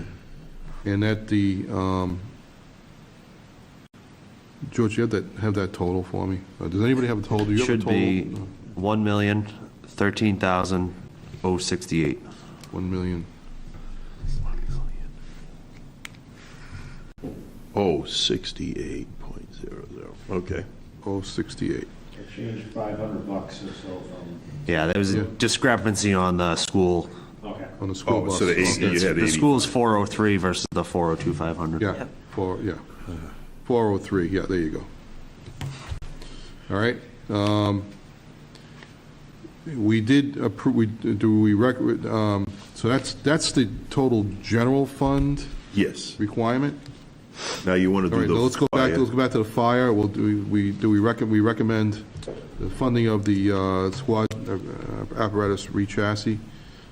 Just on that, if Yeah. we're making it official, that's general fund plus the meals tax. Of one, yes, Up to the one, 131.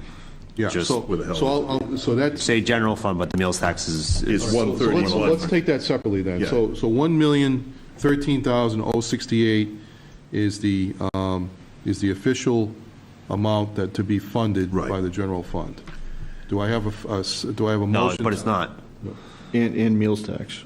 If you want to add and meals tax. And meals But- tax, correct.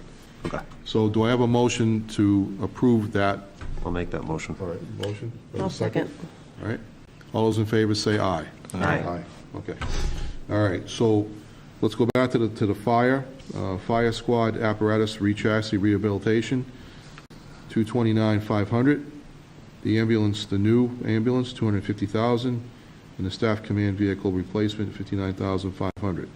And the funding, The ambulance. well, let's take those separately, because we have to do this. The $229,500 and the $250 will come from the ambulance, or what is it, emergency? Yeah, emergency service. Emergency services budget. Do I have a motion to that effect? I will make that motion. All right. Second? I'll second. All right, second. All those in favor say aye. Aye. Good. So, Oh, I'm sorry. yeah, so just, we talked about this, right? So we said basically that's the funding for it is for those two Yes. pieces, the funding is ambulance. Yes. And if this is not spent this year, it sits in a fund. Yes. That is just grows. Yes. And this is what we think is the best use of those resources. How much is in this fund right now, do we know? Yes, it was about $2 million, right? Yeah, ambulance receipts, it starts off with $2,130,000. That's the balance. The balance as of last Yeah. Thursday, okay. Then we're putting $1,218,000 towards the budget. And then that would have left us $912,000. Now, here, I had a whole $539,000 coming out of here, but we're going to just remove whatever these two pieces are. They've been, 500, is it? Yeah, Yeah, yeah, you're right. yeah. So, Yeah, so yeah, just in effect, we're using those resources rather than letting them just build and build and Yes, build. that's right. Because we never want to use those, to David's point, we never want to use those resources anywhere else. We can't. Yeah. We're limited. We're limited to use them anywhere else. Ambulance receipts, So it has to go towards an ambulance type function. So based on the state decides that. Yeah, it's a that's statutory law. statutory requirement. We can only use, we have a very strict limitation on how we can use those Well, funds. that's fine, you just grow and grow and grow. But it's been historically, you've been offsetting the fire budget with it. With it, right. You know, We've been using it at against least the budget. like $1 million or so every couple of years, you know, I mean, every year or whatever. So in the short, last 5, 10 Seth, years. it's not just growing, we're actually evaluating it every year to determine if we Yeah. need, if we can use a certain amount of much money more towards the budget to offset the budget Right. cost. Fire budget. Yes, the fire budget, which then can means that we free up money from the general fund to be used elsewhere. Okay, so So, using this, so we're not just approving this because there's money sitting there that we need to use, not that I'm suggesting that they're just, it's Right. frivolous, but, But there is a plan associated with it. And then that ambulance, by adding that, is generating new revenue by having a third ambulance on the road. Right, which will actually help grow that budget because even there's, further. I've heard pushback about an ambulance, like, why do we need a third ambulance? And the answer, like, the way we answer that is not necessarily because we have the money for it, it's because we need it. Yes. And it's revenue generating. Yes. I think, Because other towns are having to come in Yes. and do Foxboro because we can't get to it, We're was my actually losing understanding. that revenue to Absolutely. other Absolutely. towns. I think there's a misconception in town, from what I hear, that Foxborough has not grown. The population, the residents, yeah, we've had, minimal growth. We're not twice the size we were 10 years ago. But looking at, not only Patriot Place, but other places in town, commercial-wise, Yes. we have grown. And that's something that I think people need to understand, looking at service-wise, water accounts, in the last 20 years, we've gone up 50%. We had 4,000 water accounts in the year 2000. We have over 6,000 water accounts now. So there is growth in Foxborough. Just because the population hasn't increased doesn't mean that That's not the only consideration. there isn't growth. And to the public service side, Route 1 is a big driver in their business, in their operation. So there is a lot of growth up there. There is a lot of growth in their department. Adding that 30 ambulance, he's able to capture that. So the third ambulance, the primary driver is revenue generating, or is it? It's service and revenue. But it will the net effect is you'll have more revenue too. Service and revenue, okay. Right. Yeah. It will provide a better service to the community. I appreciate In the back.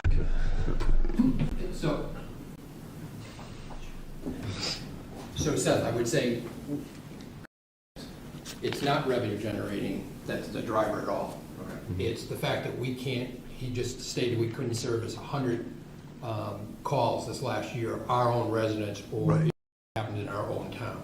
Well, our own residents or people visiting. Yeah, exactly. But we couldn't handle our own service by 100 calls Right. this year. Right. The other side of that is, he just told you it's gonna take 9 months to a year To to get- get that ambulance. Right. So whether you approve the additional person, that ambulance is not even gonna be here till next year this time.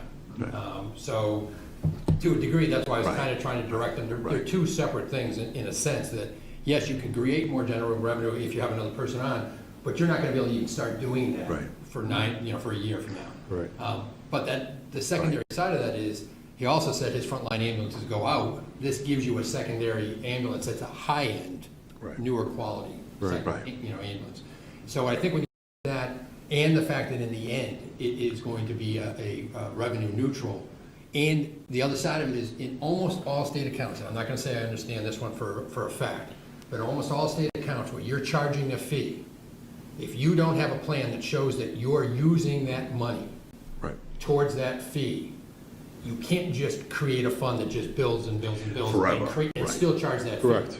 Correct. So, if we had something different, let's say we had another, he just got his big fire truck, but let's say we had a 6-year plan to build up revenue to buy another fire truck. Yes. Then, okay, you have a way of saying you can defend it. Right. But if right now he's saying he's defending it based on these types of acquisitions, then you've defended the fact that you're charging Right. those fees. Right. You can't just build a fund for the sake of building a fund. Right. The same holds, so It can't just- the enterprise, the enterprise, same thing, yeah. Same thing with even any fee that we charge, whether it's a Right. building fee or Right. anything like that, you have to basically be able to show what the cost of doing that is, and how you're using it. Right. And there are towns to that point on sewer or water side Yes. where they charge a fee for I&I work. For sewer, as part of your connection fee, they're tacking on extra for I&I. They've been sued because they weren't using that funding specified for that purpose. They were letting it build or they were using it for something else. So, to that point, there is case law that you need to put your plan in place and then follow it so that you're using those funds and not just building this large enterprise account. So we have a motion on the floor for the approval of the squad apparatus re-chassis, two rehabilitations, there's two of them, and the ambulance new, and that is for the sum of $479,500 to be taken from the ambulance fund. And I have a second, and so all those in favor, Aye. say aye. Aye. I'm not voting, right? No, you don't vote. Okay, all right, all right. You don't vote, you just record it. All right, all right. And the staff command vehicle replacement will be taken from the apparatus replacement account. Do I have a motion to that effect? Make that motion. And do I have a second? Second. Do I hear a second? Okay. All those in favor say aye. Aye. Okay. All right. Now, so we've gotten those out of the way. So now we move to The water. the water. And so in this situation, we are looking to fund the. 240. Yeah, the 240,000 from the replace truck 13 and including a plow for 100,000. Replace 2 trucks and include a plow and liftgate for 140,000 for the sum of $240,000. Do I have a motion to that effect? The fund, the source being the Water Enterprise Fund. So moved. Yeah. Do I hear a second? Second. All those in favor say aye. Aye. Aye. You want to Okay. take a vote on the 400,000 as bonding if available? Because otherwise you So- have that on the books. Yeah, so we did not include that right now, but we could. Do it with the Well, we're gonna, borrowing piece. hold on to that thought, because I want to take the sewer thing, SCADA thing first. Yeah. So, under the Sewer Enterprise Fund, we have one request of $50,000 to fund the SCADA system upgrade, and so do I hear a motion to that effect? So moved. Do I hear a second? Second. All those in favor say aye. Aye. All right. So, going down to The roads. the roads, where the funding request here is really for 650. $650,000, and that would be to funding through Chapter 90, and that would be the funding source. Okay. The chapter 90, I know it. And That's the state, that comes off the cherry sheet, Okay. right? Okay? So, that's state funding. So, do I hear a motion to that effect? So moved. Do I hear a second? Second. All those in favor say aye. Aye. Aye, okay. Separate article to be funded via borrowing, and this is for, But you have to vote the 109,000 on the rest of the use of the meals tax? No, so there is no other 109,000. no. There's so because- only 131,000 Which available. we did out of at the meals tax. beginning. 1,000, Yeah. okay, which is included as part of the funding sources for, which The we, other which part. which we Yeah, voted capital. on earlier as part of that motion on the Yeah. general revenues, on the general fund revenues. All right, so under the separate article to be funded via borrowing, we have $7 million. Now, there's been some discussion today that we perhaps might want to consider using, bumping that number to 2 million, another $2.4 million to borrow for the maintenance of the water tank, as well as, what's the other 400,000 was The for? storage For the facility. storage facility. So that would be taking from above the item vehicle storage unit and office building for $400,000, incorporating that into the bonding number of 7 million, and increasing that to 7.4 million, plus the $2 million for the water maintenance tank, for a total of $9.4 million. Correct? Yes. Is the $2 million a solid number as far as if you just did it all? This is something. It is, yeah. Yeah, I've got a rate structure on that. It was for this extra, what was the name of the $2 million thing he didn't get? It was for the water maintenance. That's the water Route tank 1 maintenance, water tank asset management. asset management program. It wasn't on in the first place, it was thought of doing it. But it's coming up next Yeah. year. Yeah. what is the asset management program? So we have a company that is qualified to do tank management. We don't have anybody on staff. What they do is they come in, that tank is now 20 years old. They'll come in and do a full rehab on it. So they'll sandblast the entire tank, strip all the paint down inside and out, repair any rust, steel, work that needs to be done, repaint both the inside and outside. So, and then they own, in essence, they own maintenance on that for 15 years, potentially up to 20 if we extend their contract out.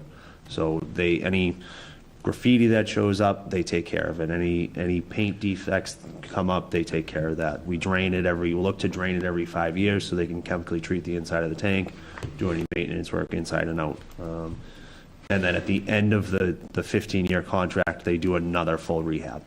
So it could be, if it's depending on the condition, it could be just a pressure wash and a repaint. It could be a full strip down and recoat. So that's somebody who's qualified and has the resources to do that, is responsible for that work. And when was that gonna be presented? Or Next this year. wasn't in the CIP? Next year. So that was something, we have the Hill Street tank and the reuse tank. Those are expenses that we have in our operating budget.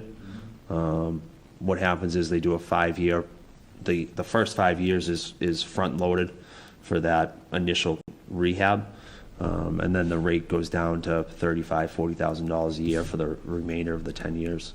What is, let's say we did 7 or we did 9.4, what is the duration of the borrow? It's a 20-year borrow, 20? typically. 20-year borrow. I And would, give- I would strongly recommend that you vote each of the 3 items Yes, independently. yeah, A bonded item, right. just in case anybody challenges any of the 3. Yes. You've got it cleanly Yes. individually separated. So in reality, we'd have 4 then. Yeah, so just put it out like that, this, and this, So we 4 would be, items? so we'd be $4.5 million for the parallel tank on Hill Street. We'd be $2.5 million for the water main on West Street. Yeah, We'd be 400. up to, 400,000 for the vehicle storage unit. And then up to $2 million for the asset management of the Yes. Route 1 water tank. Yeah. And then the 9.4 would be its own article? Right. Yeah, we already have an article right now, so we didn't put the number in there, it's amount for. Yeah, I don't know that think it's we gone put it- out. I don't think we put an actual number in, Yeah. right? It's the ability to borrow for that item. for It'd those be like items. one of these over here, Yeah, something like that, right. yeah. So we'd have the CIP, everything, Yes. other than those 4 items. For water, it's basically for water system improvements, Yeah. so. Yeah. So $9.4 million total. So do we need to vote them separately? Yeah. So do I have a motion to approve $4.5 million to be, with a funding source of borrowing, $4.5 million for the parallel tank improvement? So moved. Second? A second. All those in favor say aye. Aye. All right. $2.5 million for the water main improvements on West Street. So moved. All right. Second. All those in favor say aye. Aye. And do I hear a motion for $400,000 for vehicle, again, all of these items are being borrowed for. $400,000 for the 400,000 is. vehicle storage facility. I understand it's that, it may not cost 400,000, or is that a good number? If it goes down, they can adjust it between now Well, and the it's- town meeting or whatever. Well, once you have it, you generally use it. I just want to make sure that's a good use of town resources, is 400,000 for that. Since they just voted it like Bill had asked for the 4 things, then what happens is you're compelled when they do it is, here's 400,000 for this. So they can't just say, well, I'm gonna go out and buy a new helicopter or something with it. It has to be just for that. No, I know, but that 400, building. it wasn't priced out. Yeah. It's, Yeah. I just want to make sure we're using. So it wouldn't, so the one thing, your point, it couldn't go any further, it couldn't go any higher than that. We don't have authorization up to It can drop, 400,000. though. We can Well, it can drop, but why would it drop? If Unless he the price got a come in real, less. like, estimate on it, and they came back and said it's gonna be 380 or something, then we would just I mean, bring The it last down. one It's was it's- 380 or 3? Yeah, we were three, almost 400. The thing is with these, until it's bid, Yeah, I don't have a firm number. I can get an estimate, yeah. which is in essence what I've How to do given. it. So if the number came in higher than that, he could only borrow for $400,000, but he could supplement that with other operating funds if he wanted to, right?